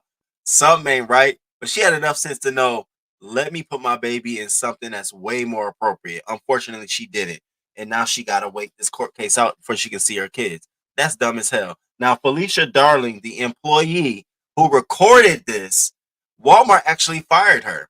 Fired her because they said that although what the store employee did was right, and we're glad that she reported it, she violated the Walmart code of conduct.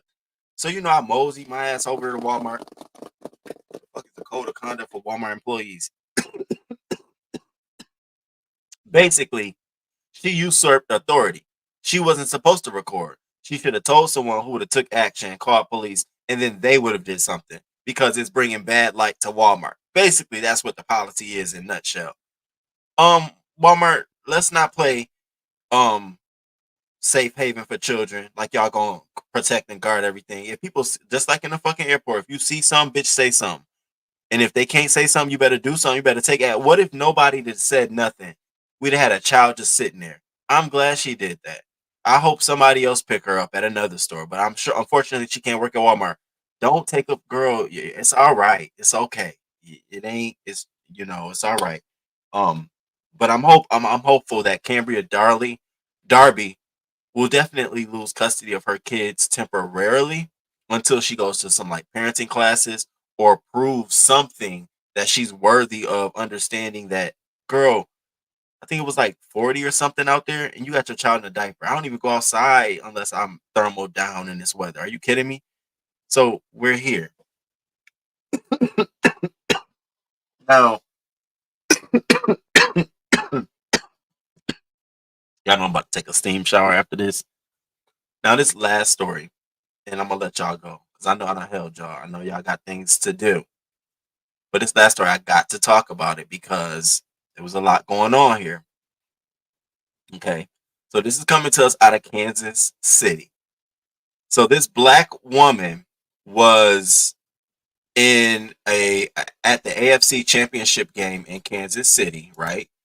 And first of all, she wasn't going nowhere to no fucking game, to nothing, because back in 2001, her father was shot and killed going to some event, at a public event. So she has not gone to no public events at all. But on this day, her brother and his wife was like, yo, come to the game with us. Get out. Come have some fun. So she's like, all right, let me go.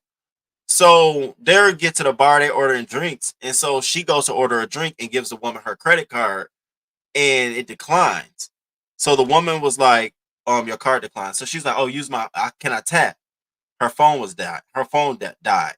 So instead of the woman giving her an opportunity to find her brother, get her brother to say, hey, can you cover this bill while I get it? The woman just automatically say, you stealing. I'm going to call the police. So that turned from that situation into this woman getting a black eye, broken jaw, and a broken wrist. The whole time they called the police. Police came in, told her to get down. The whole time she was trying to explain, listen, sir, I didn't know that credit card was going to decline. I don't even have my phone on to transfer money to do this. I can't even find my brother to let him know what's going on. Finally, when her brother came, she's already fucked up. Now, this was a really bad situation to be in. Really bad situation to be in. When you feel like, listen, y'all not even let me explain to you this. I'm not going to be in here with no money. I got people here with me. Y'all think I'm just here trying to steal just me? Can you imagine you going somewhere with your family and you just at a bar and then something happened with your car? It's instead of them allowing you to let me go find somebody or you can walk with me, you automatically steal and let me call the police. Shut down. Damn, our lives is already in danger. Like, we have a lot to fucking fear. This shit is crazy. So check this out. Now, this is definitely going to be a little bit eyesore for some of you all. So, if you don't want to see this, but I want you all to see what happened to this woman. All because of this. It's some scary shit. I said, well, child, baby. Yo! Daddy, chill! Daddy!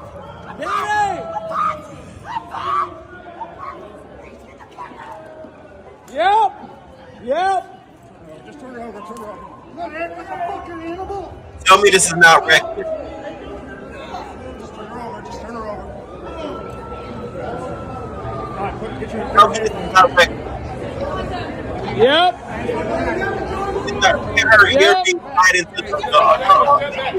Nope, it don't matter. Nope.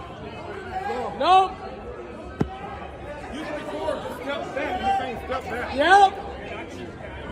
Look at her hair being tied into the handcuffs, y'all. What in the hell? Get back or you're going to jail. You can fucking record all you want, but we're not playing this game. So you just assaulted me, right?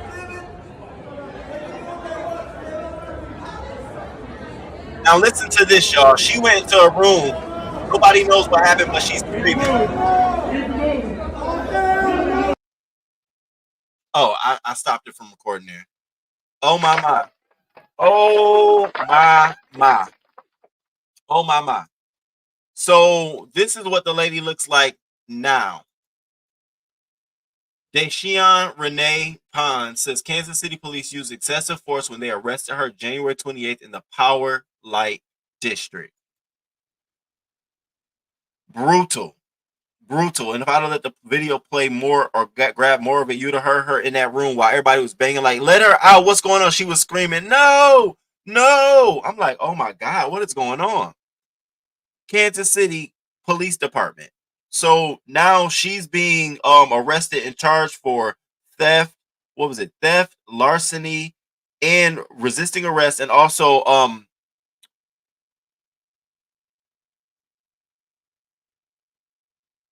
what? I thought it was one more. I thought it was 4. But she got 3 counts against her for this shit. I'm gonna stay tuned to this shit to see how it plays out. But my God, today, all of that because there was a misunderstanding that could have easily been resolved. Bro, come grab this tab for this bitch get smacked. But couldn't even do that because they didn't even want her to move. If you move, I'm calling the police. Police get in there and you see the bouncer. They grabbing her like she a whole nigga. You got her whole weave in the hands. So she got her hair in the handcuff. That's reckless, man.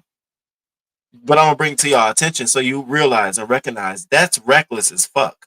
You should not understand your rights and be calm. While you sitting there, listen, ma'am, I really need to get my brother here. We can wait all you want to. When he comes back, I'm sure she was really upset and embarrassed. But we got to, learn how to read the room and respond accordingly. So that is all I had for you all today. We had a really, really long, good show. The era of no control. Okay, we had Drake with the thing. We had Jussie with the appeal and Megan with Hiss going number 1, drinking through the straw. And we had Queen B and no album of the year, but we definitely got Sacred the Hairline, among other topics today we talked about. But I also wanted to definitely shout out for Black History Month, the 2 organizations we're supporting today. We gave $50 to Black Women Build of Baltimore because they help Black women get a home, obtain a home, build on their own home, and keep the home. I think it's for up to 9 years. It's supposed to be a 10-year commitment that they give to you. We also help support the National Urban League for their national housing program that helps out a lot of people with their home ownership, education, and counseling. We supported them with $25 today to help pay it forward. The goal of today is, the message for today was home ownership. Don't be afraid of it. If you're not even thinking about it, but you would like to think about it, start looking at it. The more you get familiar and you uncover something, the less you're afraid of it. It's like, okay, all right, I ain't afraid, just so don't be scared. I know it sounds like I can't get a home, it's too permanent, but it's best you understand it so that you can understand to get to that point in your life. Because I'm telling you, it opens the doors for a lot of things I never thought that I'd be able to even achieve, in terms of financially. And then the quote of the day, I want to end y'all on this and I'm gonna get out of here. I know y'all done heard me, my sick self. The greatest form of retaliation is not loving your enemy, but ignoring them. And I'm gonna leave y'all on that. Somebody, pulling on your tug and fucking with you. Choose your best route. Sometimes the first route might be just ignore them a little bit. Like, I see you, whatever. Then if somebody bite again, then you choose whatever you want to. But I think your first countermeasure should be, all right, bitch, I see you. I got it. Tap, you got me. Walk on by. You're the bigger person. And it put you in a position to, all right, bitch, I done gave you one. Now I'm going to knock your ass the fuck out the next time, ho. It puts you back in that position. So shout out to the baddest crew on YouTube. I love y'all so much. Thank y'all so much for being here today. Oh my God. Oxy 805, Chipper, Dwayne, Miss Toby, Miss LA. Thank you so much for being here. That it was a long show. I know. I'm sorry. Y'all know I missed y'all. Nerees, Brick Girl. Thank y'all. Lincoln Berries. What up? Hey, Lincoln. I saw Lincoln on. I was looking at you posted some on Instagram. I think you were bowling or something. I said, "Oh, we getting all posty now." Okay, Lincoln. I must have not been paying attention, but I see. We got to be careful these days. Yes, thank y'all so much for being here. I appreciate it, y'all. I'm about to get out of here. I'm about to go take me a nice, hot, steamy shower, clear up my nasal passages. Please like the video, share the video, comment, let me know. I'll be live again. I'll be live. I told y'all I'm not picking the time. I'm just going live when I want to go live and talk about it. And I appreciate y'all for being here as always. Until next time, crew. Until next time. Deuces.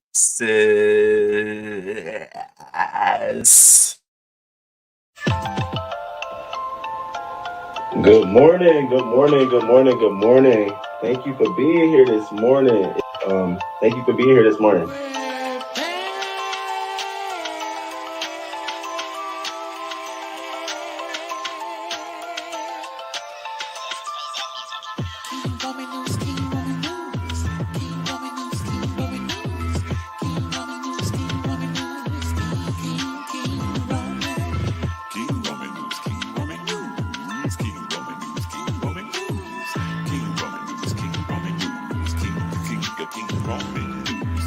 Let's go, let's go. Ow, let's start this show. King Roman News gonna come right through. Gonna give you that news just like you know he can do.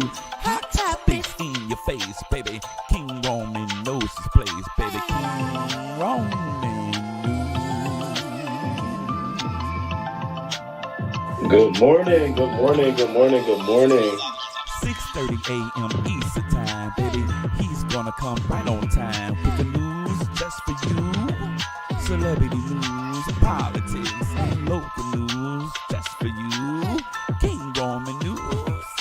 Monday, Wednesday, Friday. Monday, Wednesday, Friday.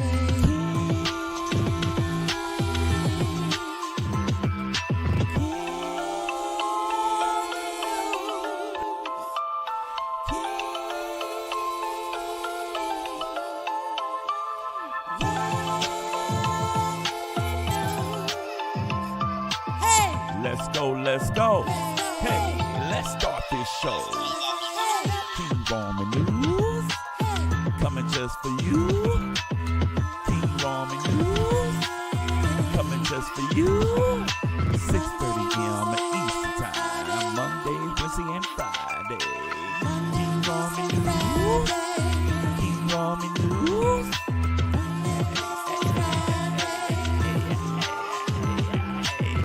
Let's go, let's go.